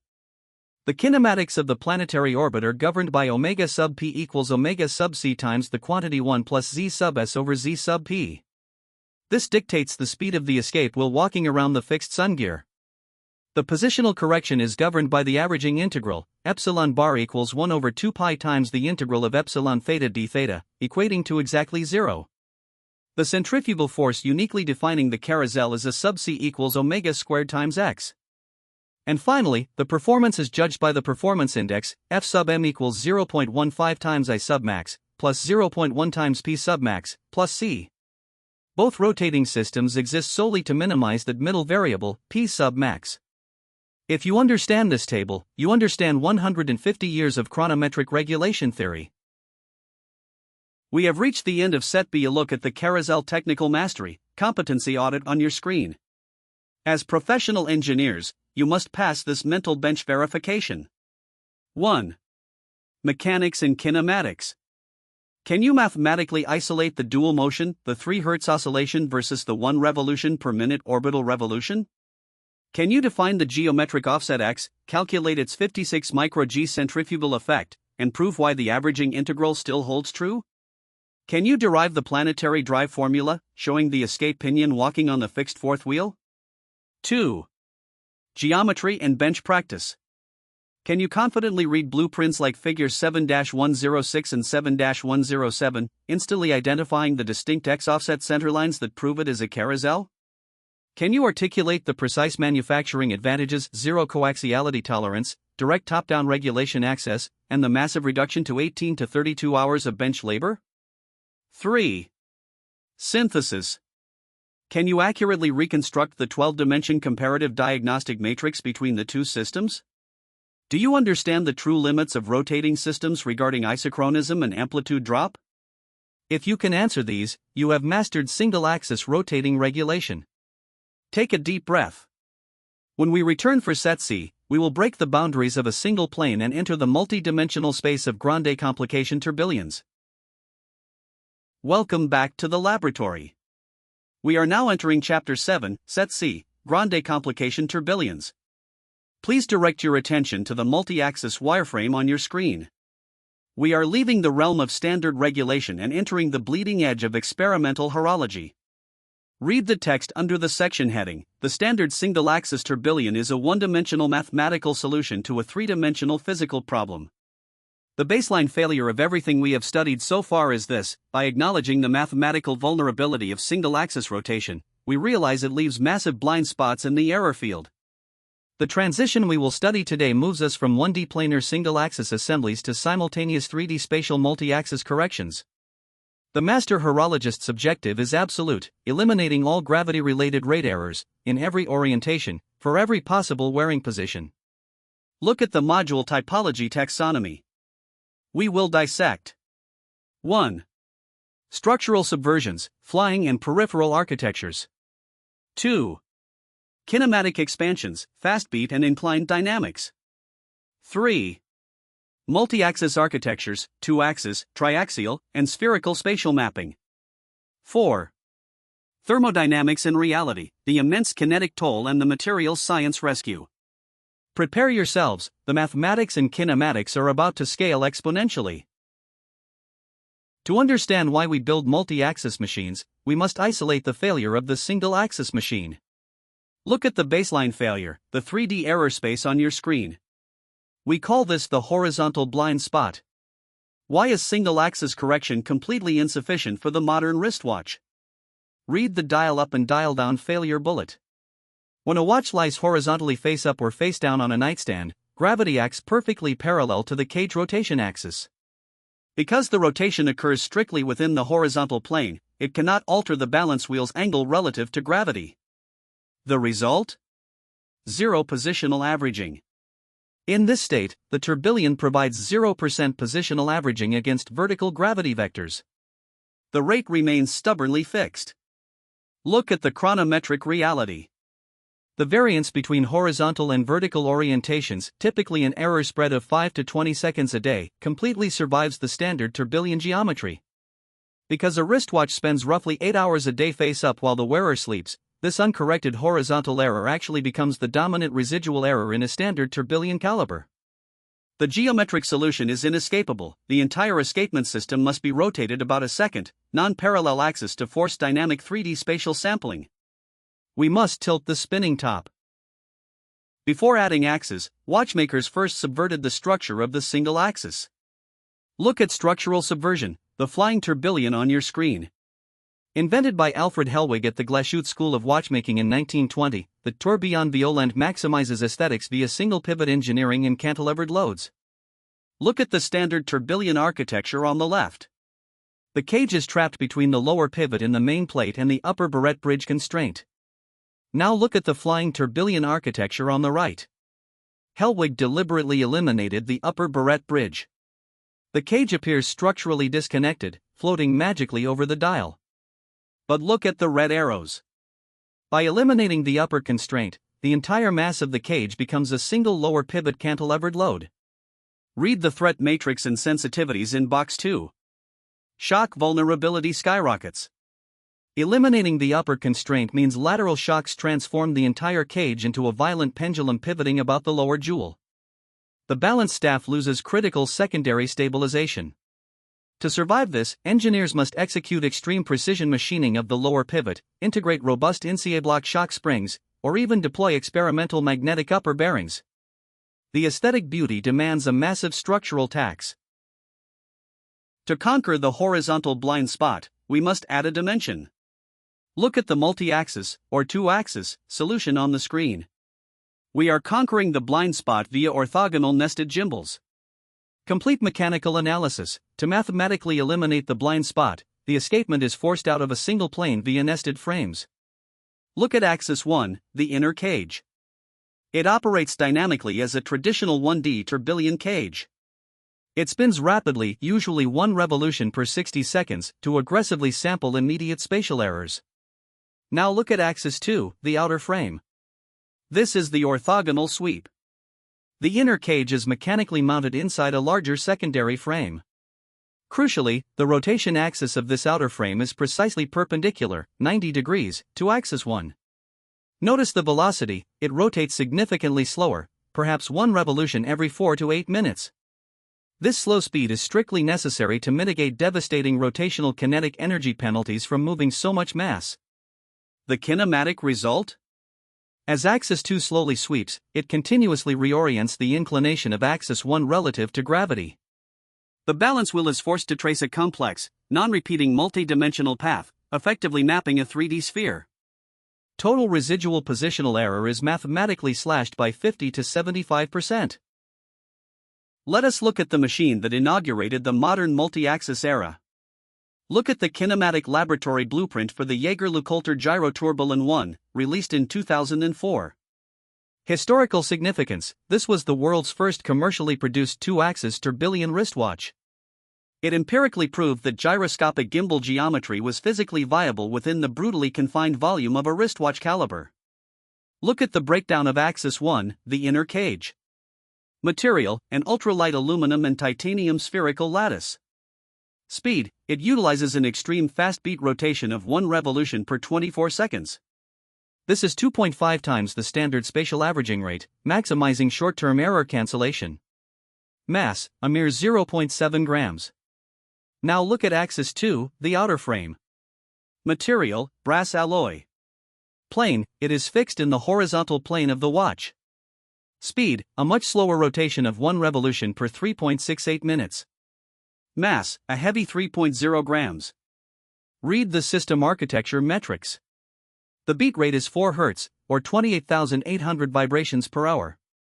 This high frequency is highly unusual for heavy multi-axis systems, chosen specifically to maximize the dynamic stiffness of the oscillator against the constantly shifting gravity vectors of the gimbals. The empirical proof? This mechanism grouped maximum positional errors, P submax, to a microscopic 1.5 to 3.0 seconds a day across all spatial orientations. If 2 axes solve the problem, why use 3? Look at triaxial kinematics, 3 independent rotations on your screen. We are pursuing the overdetermined mathematical correction. 1. The triple axis architecture. We now have 3 massive, nested rotating frames, each driven by an independent rotation axis. For maximum kinematic effectiveness, the axes are geometrically strictly orthogonal, 90 degrees to each other. Axis 1 is the innermost, standard cage with the fastest continuous rotation, usually 1 minute. Axis 2 is the middle intermediate support frame, with a medium rotation rate of, say, 4 minutes. Axis 3 is the outermost, largest inertial frame, with the slowest rotation, sweeping massive angular ranges over 20 minutes. 2. Why 3 axes if 2 mathematically suffice? 2 orthogonal axes map all 3D orientations perfectly. Adding a third provides overdetermined correction. First, redundancy. If microscopic gear flaws cause non-uniformity in one axis's rotation, the nested others dynamically compensate. Second, rapid spatial sampling. It generates exponentially more complex mapping of the unit sphere per hour of wear. Look at the case study, the A.L. Lang UND Sohn triple axis tourbillon from 2014. Empirical performance, it achieves an exceptional P submax of roughly 0.5 to 1.5 seconds a day in all positions. This represents an 85 to 95% reduction in uncorrected positional error, approaching the absolute mechanical limits of horology. Multi-axis systems require massive kinetic energy. What if we want 3D correction without the crushing outer frame energy penalty? Look at the inclined tourbillon, mathematics of the tilt. Let us do a single-axis tilt analysis. Look at the diagram. The rotation axis of the single cage is permanently tilted, typically at an angle alpha of 30 degrees relative to the movement plane. The kinematics of angle alpha. If alpha is 0 degrees, standard, you get 100% vertical correction, and 0% horizontal blind spot correction. If alpha is 90 degrees, you get 0% vertical, and 100% horizontal.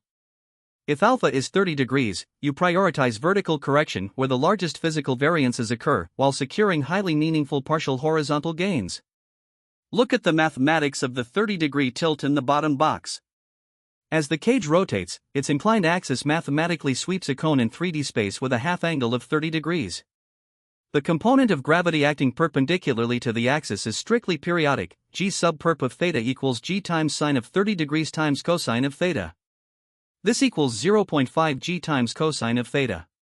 Because the sine squared of 30 degrees is 0.25, exactly 25% of the horizontal position error is averaged out entirely by the inclination alone. Simultaneously, it maintains a robust 87.5% of vertical error correction. It is an incredibly elegant, low-mass mathematical compromise. Let us see how master engineers deployed this tilt. Look at parallel architecture, the Grubel-Forsey double tourbillon 30 degrees on your screen. We are using parallel systems covering complementary error spaces.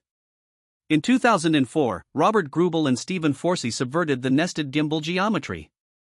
Rather than building vertically nested orthogonal cages that consume massive z-axis thickness, they utilized 2 separate, parallel tourbillons traversing complementary error spaces on a flat plane. Look at the structural breakdown of caliber GF01.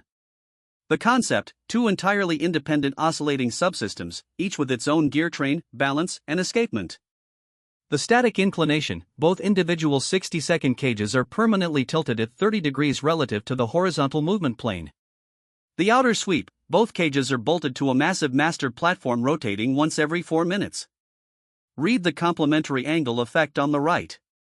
Because the 2 30-degree inclined cages are phased 90 degrees apart on the master platform, they trace intersecting conical paths through 3D space. They continuously capture different angular error sectors simultaneously. The resulting geometry approaches 75 to 80% total error coverage. The diagnostics? It requires 570 components and 3 mainspring barrels wired in series solely to combat the massive twin cage overhead, but it achieves a jaw-dropping P submax of less than 1.5 seconds a day. We must now quantify the brutal tax of speed. Look at velocity dynamics, the fast beat penalty on your screen. This is the battle between statistical convergence and exponential kinetic energy drain. Look at the logic of speed on the left. Why use a 24-second rotation instead of 60 seconds? Accelerating a cage yields 2.5 times more averaging cycles per wearing position. The statistical benefit is real, variance scales as 1 over n. The ratio of standard deviation at 60 seconds versus 24 seconds is the square root of 2.5, which is roughly 1.58. Therefore, the standard 60-second cage inherently carries roughly 58% more short-term statistical residual error than the fast-beat cage. But look at the graph and the calculus of the penalty on the right. Rotational kinetic energy strictly dictates an exponential cost for angular speed. E sub rad equals 1/2 capital I times omega squared. Omega for 60 seconds is 0.105 radians per second. Omega for 24 seconds is 0.262 radians per second. The energy scaling calculation is ruthless. 0.262 divided by 0.105, all squared, equals exactly 6.25. The consequence, a 24-second fast-beat cage brutally demands 6.25 times higher rotational kinetic energy than a standard cage. This mathematically necessitates massive multi-barrel energy storage arrays and heavily reinforced auxiliary reduction gear trains just to keep the watch running for 48 hours. Speed kills power reserves. Let us explore the ultimate theoretical limit of spatial mapping. Look at the spherical ideal and 3D isochronism on your screen. This is the ergodic approximation of space. Look at the spherical tourbillon ideal on the left. A theoretically perfect spherical tourbillon behaves as an ergodic system. It mathematically samples all possible orientations of 3D space uniformly, continuously, and entirely without periodic repetition. To achieve this, we face the rational versus irrational gear problem. To trace every point on the unit sphere uniformly, the gear ratio between the inner and outer rotation axes must be strictly irrational. If we look at the JLC Euro 2 production model, the inner rotates at 18 seconds, the outer at 180 seconds. The ratio is 10 to 1. This is a rational integer. The orbit geometrically closes and perfectly repeats exactly every 10 revolutions. Coverage is broad, but heavily repetitious. In prototype testing, JLC used an inner of 23 seconds and an outer of 188 seconds. The ratio is roughly 8.174. This is an irrational approximation. The dynamic orbit maps the physical sphere endlessly over vast intervals without ever repeating the exact same path. Now look at hairspring evolution on the right. Flat springs possess inherent 2D vertical center of mass biases. A spherical hairspring breathes with perfect geometric symmetry in true 3D space. Pre-correcting the dynamic asymmetry M means the spherical nested cages only have to fight the residual static imbalance I. This is the ultimate pairing for 3D isochronism. Let us return from theoretical geometry to structural subversion. Look at the peripheral tourbillon, structural mechanics on the screen. We are examining the rim drive architecture. How is a cage rotated if it has no central axis to spin on? A peripheral tourbillon radically subverts traditional design by supporting the cage entirely at its outer rim, completely eliminating the central arbor that normally passes through the interior. Look at the drive mechanism, or rim drive dynamics, on the left. The literal outer rim of the rotating cage chassis is custom machined with microgear teeth. The intermediate wheel from the primary gear train meshes directly with this outside edge. The mechanical advantage? Driving torque is applied at the maximum possible geometric radius, fundamentally altering the power transmission dynamics and leverage of the escapement. Look at the drive implementation options on the right. Option A, gear teeth machined directly on the cage rim. This is the most common and ensures ultra-precise backlash control. Option B, vertical pins attached to the rim, creating a pinwheel drive architecture. Option C, high-tension friction drive acting against a perfectly smooth rim. This remains highly experimental. By driving the rim, the center is completely liberated, allowing for a floating visual aesthetic unmatched by any central arbor design. But how do you support a spinning rim without a central pivot? Look at peripheral bearings, the invisible suspension. We are engineering centerless coaxiality. Look at the support structure of the annular bearings on the left. To safely eliminate the central arbor and the traditional upper and lower pivot jewels, the cage must be tightly fitted within a hidden track of highly specialized micro-bearings, sunken directly beneath the dial or main plate. Bearing system solutions include: Option A, a V-groove track populated with microscopic ceramic rollers, which yields ultra-low friction. Option B, precision microball bearings locked around the full circumference. Option C, air gap magnetic levitation suspension, which is experimental and entirely non-contact. Now read the brutal coaxiality constraint on the right. The invisible bearing track must maintain the cage's rotation axis perfectly parallel to its nominal theoretical axis to a tolerance of plus or minus 5 micrometers. Any microscopic tilt in that massive outer bearing ring directly equals a devastating coaxiality deviation. When executed perfectly, the peripheral design provides a virtually frictionless, invisible ring of outer support, enabling the creation of ultra-thin complication profiles because there are no vertical arbors dictating caliber thickness. We must now confront the grim reality of physics. Look at the thermodynamic energy drain on your screen. This is the physics of rotational inertia in grande complications. Read the ultimate constraint of 3D mechanics in the red box: you cannot add rotating mass to a watch gear train without paying a severe, continuous energy penalty. Look at the physics of reality. If watchmakers attempted to build these multi-axis geometries using traditional steel and brass, a 2-axis or 3-axis tourbillon would completely drain a standard mainspring in mere hours. Worse, the resulting parasitic friction at the complex, sharply angled pivot interfaces would instantly destroy the delicate isochronism the tourbillon was originally invented to protect.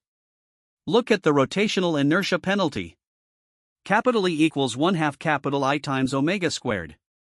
Mechanically adding an outer nested cage increases the system's total rotational inertia exponentially, not linearly, because capital I scales with the square of the radius. The mainspring is forced to overcome a massive roughly 55% thermodynamic energy drain simply to keep the complex gimbals constantly accelerating, decelerating, and reversing their momentum through sweeping spatial positions. We must look to material science to save these machines. Let us quantify exactly how much energy is bleeding away. Look at the energy overhead by variant type table on the screen. We are calculating the power reserve reduction against a standard 48-hour baseline. Review the kinematic consumption matrix. 1. The standard 1-axis 60-second tourbillon. The overhead is 15 to 25%, heavily friction dominant. The net power reserve reduction is 8 to 14 hours. 2. The flying 1-axis 60-second tourbillon. Because it lacks an upper bridge, it is 15 to 30% lighter. The overhead is slightly less, yielding a 4 to 6 hour gain versus the standard. 3. The fast-beat 1-axis 24-second tourbillon. The angular velocity triggers a 6.25 times exponential kinetic increase. The reduction is a brutal 12 to 20 hours. 4. The 2-axis multi-tourbillon. The outer inertia completely dominates. The overhead is 25 to 40%, reducing power reserve by 15 to 25 hours. 5. The triaxial 3-axis tourbillon. The massive kinetic loss reaches 40 to 55%, destroying 20 to 30 hours of power reserve. Read the engineering note in red. Multi-axis and fast-beat systems uniformly necessitate dual or triple series mainspring barrels merely to maintain baseline chronological stability. You cannot build these architectures with a single standard barrel. How do we solve the massive weight crisis of multi-axis systems? Look at the material science revolution on your screen. We are plotting density versus yield strength in kinematic applications. Read Solving the Multi-Axis Mass Crisis on the right. The immutable physics of rotational inertia strictly dictate that advanced grande complication tourbillons must completely abandon traditional steel and brass. Utilizing ultra-lightweight, high-yield alloys is a functional kinematic mandate, not an aesthetic luxury. Look at the target zone parameters. To physically survive the violent kinematic stresses of 3D spatial correction without draining the mainspring, materials must fall into the graph's upper left quadrant: low density, less than 5.0 grams per cubic centimeter, combined with high specific strength. Understand the mathematical imperative at the bottom. Because inertia capital I equals mass m times radius r squared, and the radiuser is stubbornly fixed by the rigid escapement geometry required to fit the pallet fork and balance wheel. The only physical way to reduce inertia I, and the subsequent energy drainy subrod, is to drastically slash the mass m via 21st century materials science. Let us examine these materials. Look at the advanced metallic alloys on your screen, titanium and aluminum in multi-axis cages. On the left, Material 1, titanium, specifically Ti6Al4V. Physical properties: its density is 4.43 grams per cubic centimeter. That is exactly 43% lighter than steel. Its Young's modulus is an incredibly rigid 114 gigapascals. Horological impact: it yields identical structural rigidity to steel but slashes rotational inertia profoundly. It is the absolute ideal material for heavy outer frame chassis and structural mounting bridges, exactly as seen in the Lang L102.1 inner cage. Manufacturing limitation: it is extremely difficult to machine at the micron level precision required for functional gear teeth compared to soft brass. On the right, Material 2, aluminum alloys. Physical properties: its density is a mere 2.70 grams per cubic centimeter. That is a massive 65% lighter than steel, offering unmatched specific strength. Horological impact: it allows the fabrication of ultra-thin-walled, complex 3D structures. This explicitly enabled the massive but ultralight 3D spherical inner cage of the JLC Gyro Tourbillon 1, which weighed just 0.7 grams in total. Manufacturing limitation: it is far too soft for rotational pivots. It requires hardened steel arbors to be carefully pressed in. When metal is too heavy, we turn to exotic composites and technical ceramics. Look at the integration of carbon fiber and zirconia on your screen. On the left, Material 4, forged carbon and carbon fiber composites. Physical properties: density is an astounding 1.5 to 2.0 grams per cubic centimeter, 75 to 80% lighter than steel. Young's modulus peaks up to a massive 230 gigapascals along the fiber axis. Implementation: look at Richard Mill's NTPT carbon cage components. They are manufactured from 600 individual layers of carbon, each just 30 micrometers thick, compressed at 150 degrees Celsius. Kinematic impact: it delivers extreme shock damping and absolute minimum mass. However, low off-axis shear strength requires highly careful mathematical modeling of kinematic forces to prevent shattering. On the right, Material 5, technical ceramics, like zirconium dioxide and silicon nitride. Physical properties: density around 3.0 to 3.4. Extreme hardness of Mohs 8 to 9. Impressive fracture toughness preventing shattering. Implementation: it is heavily utilized for ceramic jewel bearings at cage pivots and the invisible outer peripheral annular tracks we discussed earlier.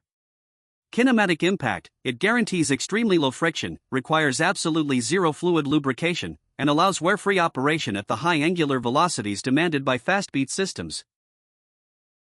We finally reached the absolute pinnacle of mass reduction. Look at the silicon revolution on your screen. This is DRIE machining and the ultimate mass reduction. Material 6, silicon and its derivatives like silicon. Physical properties: density is an astonishingly low 2.33 grams per cubic centimeter. That is 70% lighter than baseline steel. It possesses a hardness of Mohs 7 and a remarkable thermal expansion coefficient of just 2.6 times 10 to the negative 6th per degree Celsius. Machining technology: it is not milled. It relies on DRIE deep reactive ion etching, a chemical photolithographic process originally developed for microchips, achieving flawless structural tolerances of less than 1 micrometer. Look at the mass savings comparison matrix for an escape wheel. Steel is 100%. Brass is 108%. Titanium drops to 56%. Aluminum to 34%. Silicon operates at a staggering 30% of the mass of steel. It is maximum efficiency. Read the impact on grande complications. Integrating a silicon escape wheel and pallet fork alone reduces total cage weight by 30 to 40%. Absolutely no oil lubrication is needed at high-velocity contact points, and thermal rate variation drops to near zero. Silicon is the critical enabler that allows fast-beat and multi-axis architectures to function without catastrophic mainspring energy drain. We conclude Set C with the 3D blueprint synthesis. Look at the flow diagram on your screen. This represents the beautiful, violent intersection of 19th century kinematics and 21st century material science. The 3D kinematic arc is complete. Phase 1. The geometry, the mathematical fix. 3D nested multi-axis gimbals mathematically enforce omnidirectional correction, solving the baseline horizontal blind spot constraint that haunted Breguet. The double integral over theta and phi of f of theta and phi effectively approaches zero. Phase 2. The cost, the thermodynamic penalty. Spatial expansion into 3D inherently induces a massive 55% thermodynamic energy drain via severe rotational inertia and parasitic energy dissipation through multiple complex, angled pivots. Phase 3. The salvation, the materials science. Only by forcibly integrating extreme modern materials, titanium chassis grids, microceramic annular bearings, and zero-friction silicon escapements can these 19th century mathematical theories actually survive the physical laws of reality in a modern wristwatch. Set C is complete. You now understand the highest echelons of mechanical regulation geometry. The multi-axis tourbillon is not just a watch, it is a micromechanical laboratory. Welcome back, engineers. Before we completely close the book on grande complications, we must look at the module conclusion on slide 81, the master horologist's objective achieved. Read the quotation in the center, the fundamental truth of grande complication tourbillons. Each additional axis, inclination, or material innovation addresses one more distinct error source from the taxonomy. The grande complication tourbillon is the watchmaker's systematic engineering assault on all gravitational and frictional errors simultaneously, combining the mathematical principles of section 7.12 with the materials science revolution of modern silicon components. Review the key engineering takeaways. One-dimensional limitations. Single-axis geometry inherently leaves the horizontal blind spot completely uncorrected. Spatial mapping, two-axis, triaxial, and inclined 30-degree systems mathematically solve the geometric equations of three-dimensional space. Structural subversion, peripheral rim drives and flying single-pivot architectures solve immense structural constraints while maximizing visual drama. The physical toll, the thermodynamic penalty of all three-dimensional kinematics is strictly governed by E equals 1/2 I omega squared. The enabler, modern materials with a density less than 5.0 grams per cubic centimeter, and DRIE silicon, are the mandatory physical enablers of modern multi-axis reality. You cannot build the future with 19th century brass. We have mastered the physics. We must now master the context. Welcome to the final module of Chapter 7, the tourbillon in historical and modern context. Look at the title card on your screen. We are tracing the journey from Abraham Louis Breguet's gaslit Parisian workshop directly to the sterile, vacuum-sealed laboratories of modern silicon escapements. Look at the module overview. We will dissect the complete chronological evolution from 1801 to the present. We will brutally analyze observatory era and COSC certification realities. We will examine the wristwatch physics and why positional averaging works differently on a dynamic human arm. Crucially, we will discuss the quartz crisis and the resulting cultural pivot that transformed the tourbillon from a necessary scientific tool into the ultimate expression of kinetic art. Finally, we will look to the future horizon, examining silicium and MEMS oscillators, before completing our absolute capstone knowledge framework. You cannot call yourself a master watchmaker if you only understand how a tourbillon works. You must understand what it means. Let us begin the timeline. Look at the timeline on your screen, the Golden Age, from rarity to absolute dominance, covering 1801 to 1960. The timeline begins in 1801. Abraham Louis Breguet patents the tourbillon on June 26 in Paris. The patent title is Régulateur à tourbillon pour montre. Notice the massive gap until 1808. It took 7 excruciating years of master craftsman handfiling to deliver the first completed tourbillon watch, Breguet No. 1176. Move to 1823. Breguet dies. In his entire lifetime, his workshop produced only about 35 tourbillon pieces. Extreme rarity was established from the very beginning. Jump to 1892. Bonniksen patents the Carrousel in Coventry, UK, bringing rational engineering and pragmatic manufacturing to the rotating platform concept. Look at the massive golden block from 1900 to 1940, the observatory era. This is when the tourbillon became a legend. Swiss tourbillons were heavily submitted to Kew, Geneva, and Neuchâtel observatories. They absolutely, mercilessly dominated precision competition categories globally. They neutralized positional variance so effectively that non-tourbillon pocket watches could rarely compete. Finally, in 1920, Alfred Hellwig invents the flying tourbillon at the Glashütte School of Watchmaking in Germany, liberating the cage from its upper bridge and setting the stage for modern visual aesthetics. The Golden Age did not last forever. Look at the timeline continuing, the existential crisis and the modern Renaissance, from 1969 to the present. Look at the dark gray box on the left, 1945 to 1980. This is the Dark Age. In 1969, Seiko introduced the Astron quartz watch. Quartz rendered mechanical precision completely obsolete overnight. High-end Swiss manufacturers panicked and systematically abandoned their tourbillon research programs. There was no logic in spending hundreds of hours building a tourbillon when a cheap battery-powered circuit was 100 times more accurate. But look at the 1980s, the CNC Renaissance. Computer numerical control machining enabled precise, repeatable manufacturing. In 1986, Audemars Piguet released the Royal Oak offshore tourbillon, sparking the modern revival. In 1994 and 2000, A.L. Lang Sons, Pour le Mérite and F.P. Journes Tourbillon Souverain established the modern independent eras, proving that extreme mechanical complexity had immense artistic value. Between 2004 and 2015, the multi-axis era exploded. Grubel-Forsey, Jaeger-LeCoultre's Gyro Tourbillon, and Vacheron Constantine's reference 57260 pushed the physical boundaries of three-dimensional kinematics. And today, the 2020s horizon, the Silicon Revolution, ultra-luxury consolidation, and independent watchmaker dominance. The tourbillon survived the crisis by becoming art. We must pay our respects to the master architect. Look at the biographical profile of Abraham Louis Breguet on your screen. He lived from 1747 to 1823. Look at the Parisian epicenter. Breguet established his workshop at 39 Quai de l'Horloge in Paris in 1775. You must understand his intellectual environment. He was a contemporary of Lavoisier in chemistry and Laplace in celestial mechanics. He operated in a culture of severe mathematical rigor, not just artisanal craft. Look at his unmatched inventions. The tourbillon was just one of his triumphs.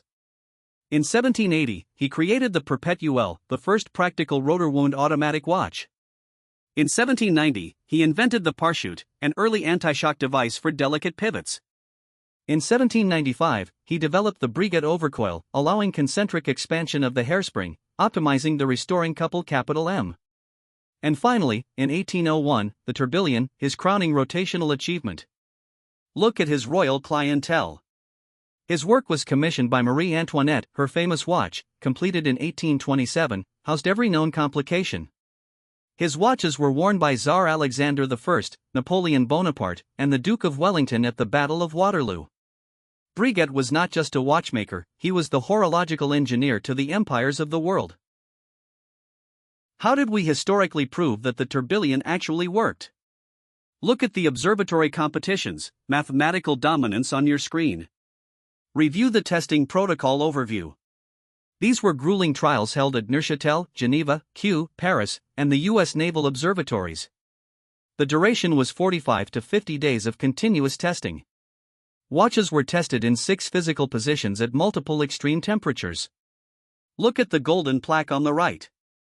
The winner was determined by the performance index, F sub m equals 0.15 times I sub max, plus 0.1 times P sub max, plus C. The lowest score won. Look at the results matrix. Pocket watch tourbillons effectively neutralized the P sub max error, crushing the positional spread from 20 seconds a day down to a microscopic 2 to 5 seconds a day. Elite calibers consistently scored exceptional F sub m indexes of less than 0.3. They were unbeatable. But look at the end of the era in the 1960s. Quartz entries, like the Gerard Perregaux Astro Quartz, achieved plus or minus 0.01 seconds per day. Their F sub m scores approached 10 to the negative fourth. Mechanical divisions were systematically rendered obsolete. The observatories closed their mechanical competitions because the battle was over. The electron had defeated the spring. Let us fast forward to today. Look at the modern certification slide. Does a tourbillon guarantee COSC? Read the red warning at the top. The verdict is no. The tourbillon specifically addresses positional variation, ensuring the spread is less than or equal to 5 seconds a day. But it does not address mean daily rate, isochronism, or temperature criteria.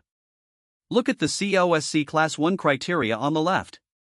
Mean daily rate must be -4 to +6 seconds a day. A tourbillon does not automatically guarantee this. Positional variation requirement must be less than or equal to 5 seconds a day. Here, the tourbillon helps immensely. Read the Elite Non-Tourbillon Performers box. The Rolex caliber 3235 operates at -2 to +2 seconds a day. The Omega Master chronometer operates at 0 to +5 seconds a day. These standard, mass-produced calibers routinely beat standard luxury tourbillon calibers on a timing machine. Now look at the METAS standard on the right.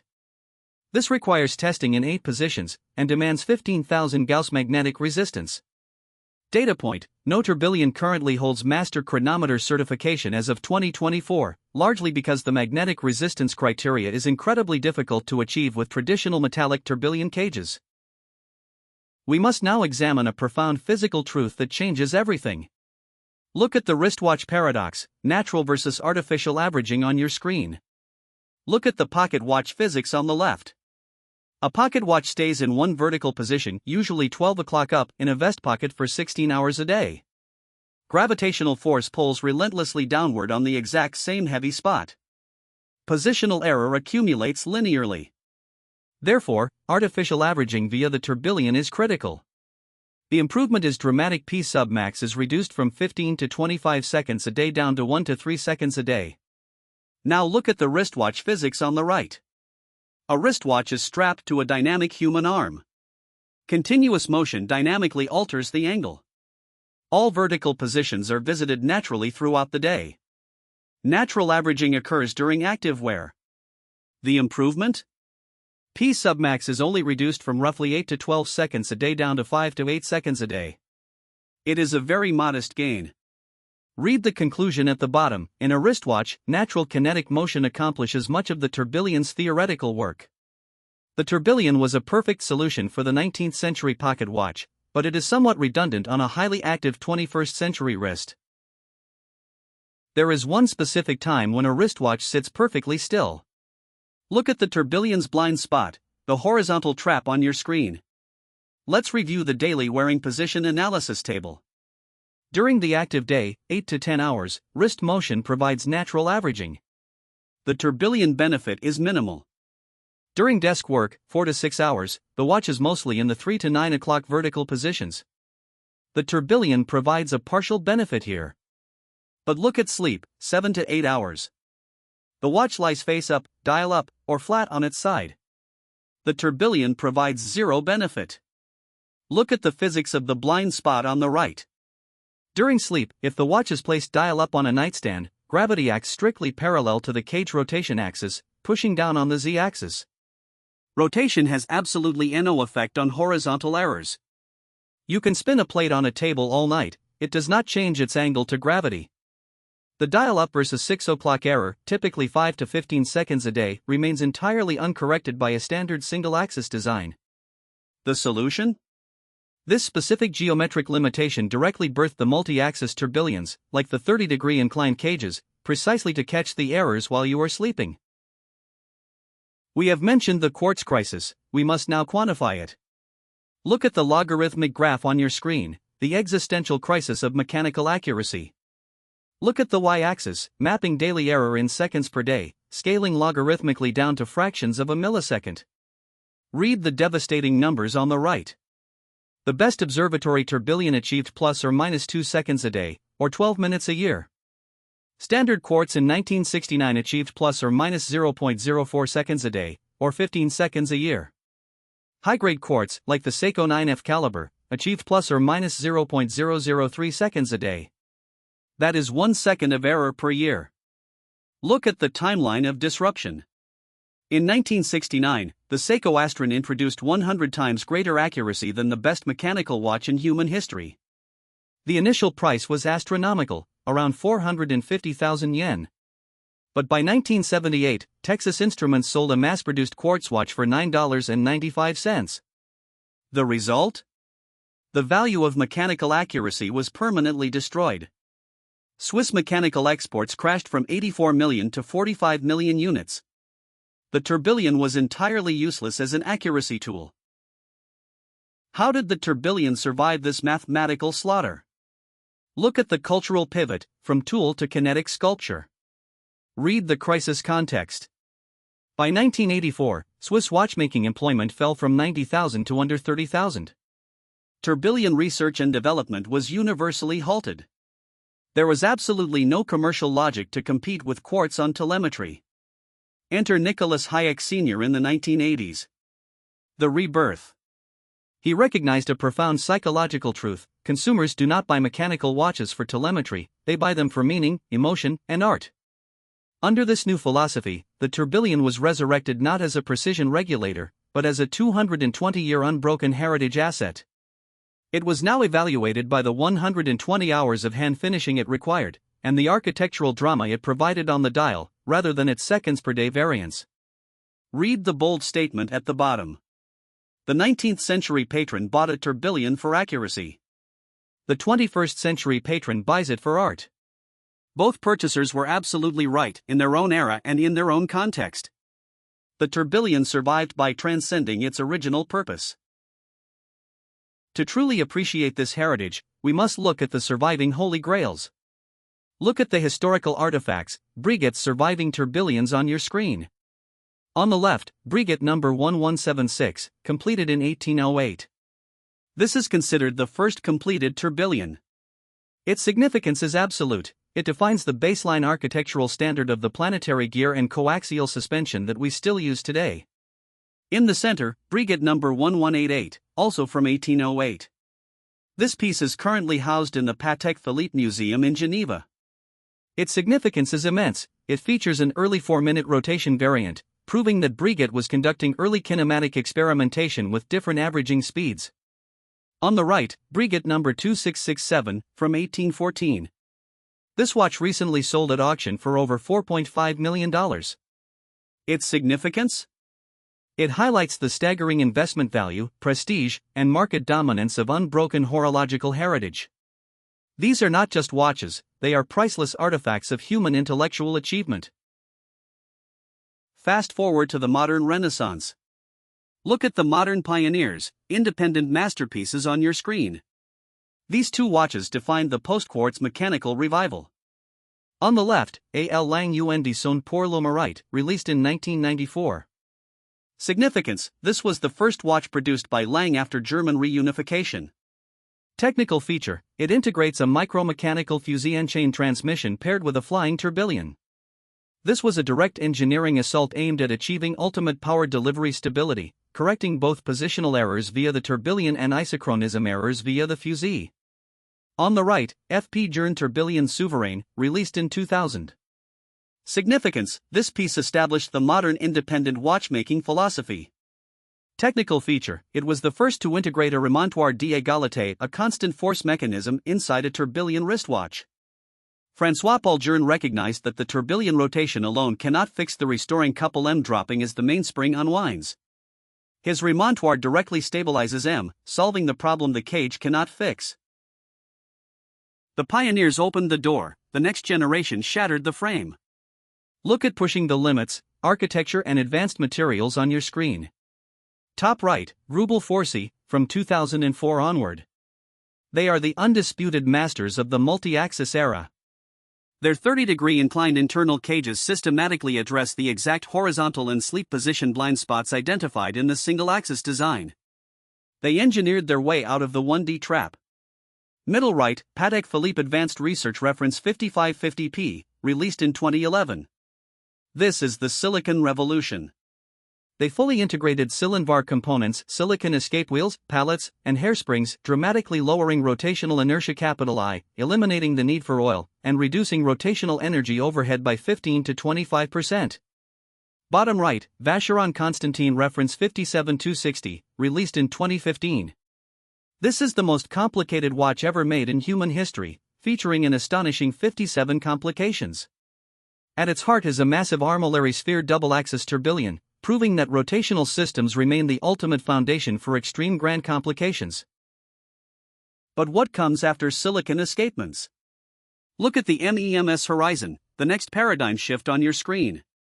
On the left, the traditional metallic balance wheel. We see the familiar balance wheel, hairspring, and delicate pivots. On the right, the monolithic silicon MEMS oscillator. MEMS stands for microelectromechanical systems. Look at the complex maze of silicon flexure beams. 1. What is MEMS? It is fabricated from pure silicon wafers via deep reactive ion etching, or DRIE. It features mind-bending 1 to 100 micrometer tolerances. 2. The physics and mechanical advantages: it completely replaces the rotating balance and hairspring with a resonating silicon beam. The spring constant is built directly into the monolithic geometry itself. There are no rotating parts. That means zero bearing friction, and absolutely no lubrication required. 3. Quality factor Q comparison: a traditional balance wheel has a Q factor of about 200 to 500. The MEMS target Q is greater than 100,000. Higher Q means vastly superior energy retention and extreme chronometric stability. What does this mean for the future of our industry? Look at the 2030 to 2040 projections, precision versus philosophy on your screen. Read the Research Vanguard box. Institutes like CSEM and EPFL, led by Professor Simon Hanine, are rapidly developing silicon mechanical watch oscillators that operate completely without pivots. Read the Philosophical Crisis. MEMS oscillator fits the strict Swiss definition of mechanical. It is driven entirely by a mainspring, with absolutely no electronics or batteries. Yet, it operates on microelectronic scales using silicon wafers. If a MEMS mechanical watch achieves 1 second per year accuracy, does the traditional metallic tourbillon become obsolete? Look at the future projection. Silicon escapements will become the universal luxury standard. MEMS will aggressively explore the limits of advanced research chronometry. But fear not, the traditional tourbillon will absolutely remain secured globally as a revered artisanal artifact. It is completely immune to obsolescence because its value is no longer tied to telemetry, it is tied to human art. Let us look at the brutal numbers of the industry. Look at the economic reality, value versus volume pyramid on your screen. Read the economic paradox on the left. Global volume: the Swiss industry produces about 20 million watches a year.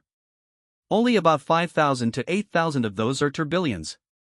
Market share: tourbillons account for just 0.03% of global volume. Yet, incredibly, they account for 8 to 12% of total Swiss watch export value. Conclusion: the tourbillon is arguably the most economically efficient luxury product in global manufacturing. Look at the tiers of the pyramid. Tier 1, artistic, Grubel Forcy and quadruple tourbillons, priced from 150,000 to over 700,000 francs. Tier 2, benchmark, Patek Philippe, priced from 1.5 million francs and up. They hold the highest investment equity. Tier 3, heritage, Breguet and Jaeger-LeCoultre's Gyro Tourbillon series. Tier 5 at the base is democratization, Frederic Constant producing CNC machined Carrousels for 4,500 francs. The entire market is built on the mythos of the spinning cage. As we look to the coming decade, we must navigate the contemporary debates and market outlook for 2025 to 2035. Look at the trend arrows on your screen. Read the central golden box, the democratization debate. Is a 4,500 franc CNC machine tourbillon a triumph of modern scalable manufacturing? Or is it a tourbillon in name only, stripped of the 120 hours of master hand finishing that philosophically defines the complication? This debate divides the industry today. Look at the market trends. First, consolidation at the ultra-luxury tier continues to accelerate. The rich want the absolute best. Second, independent watchmakers, like MB and F and Urwerk, capture significant market share from the heritage conglomerates by pushing aesthetic boundaries. Third, silicon integration becomes an established premium feature, entirely moving past its initial stigma as a cost-saving measure. It is now recognized as a performance enhancer. Finally, multi-axis cages are projected to grow from 3 to 5% up to 10 to 15% of high-luxury volume as traditional single-axis designs saturate the market. We have reached the culmination of Chapter 7. Look at the watchmaker's blueprint, core theorems on your screen. You must commit these to your professional memory. The oscillator, from sets 1 and 2, capital T equals 2 pi times the square root of I over m. Insight, the entire tourbillon rotates physically around this equation, the remontoire stabilizes m, silicon optimizes I. The planetary kinematics, from sets 1, 2, and 3, omega sub p equals omega sub c times the quantity 1 plus z sub s over z sub p. Insight, this absolutely decouples the slow cage rotation from the high-speed escapement action. The positional proof, from set 1, epsilon bar equals 1 over 2 pi times the integral from 0 to 2 pi of epsilon theta d theta, equals exactly 0. Insight, the strict, irrefutable mathematical proof that rotational averaging neutralizes positional gravitational bias. The diagnostic index, from set 2, f sub m equals 0.15 times I sub max, plus 0.1 times p sub max, plus c. Insight, the standard metric by which tourbillons utterly dominated the observatory era by crushing p sub max. Before you step up to the bench, you must pass the section 7.12 complete mastery checklist. Look at the verification grid on your screen. Mechanics verified. Have you successfully derived the planetary gear ratio omega sub p?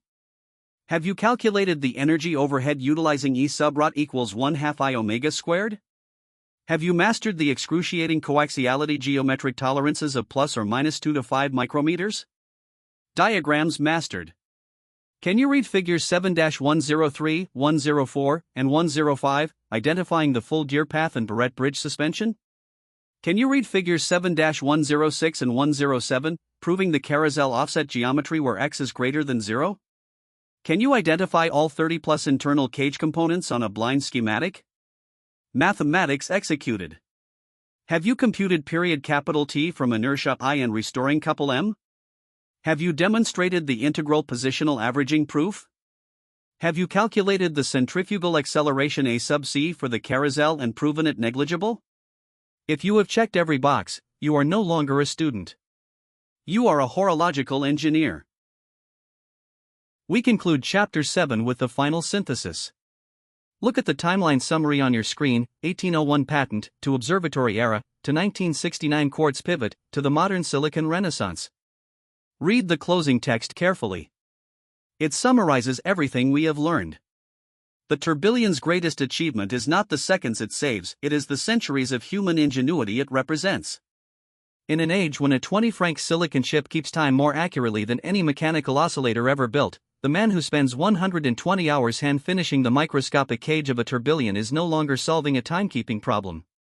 He is making a profound philosophical statement about what human hands can achieve, and exactly why that achievement is worth preserving. Set 5 is complete. The Section 7.12 Masterclass is concluded. Thank you for your relentless focus, your mathematical rigor, and your dedication to the highest arts of mechanical engineering. Class is dismissed.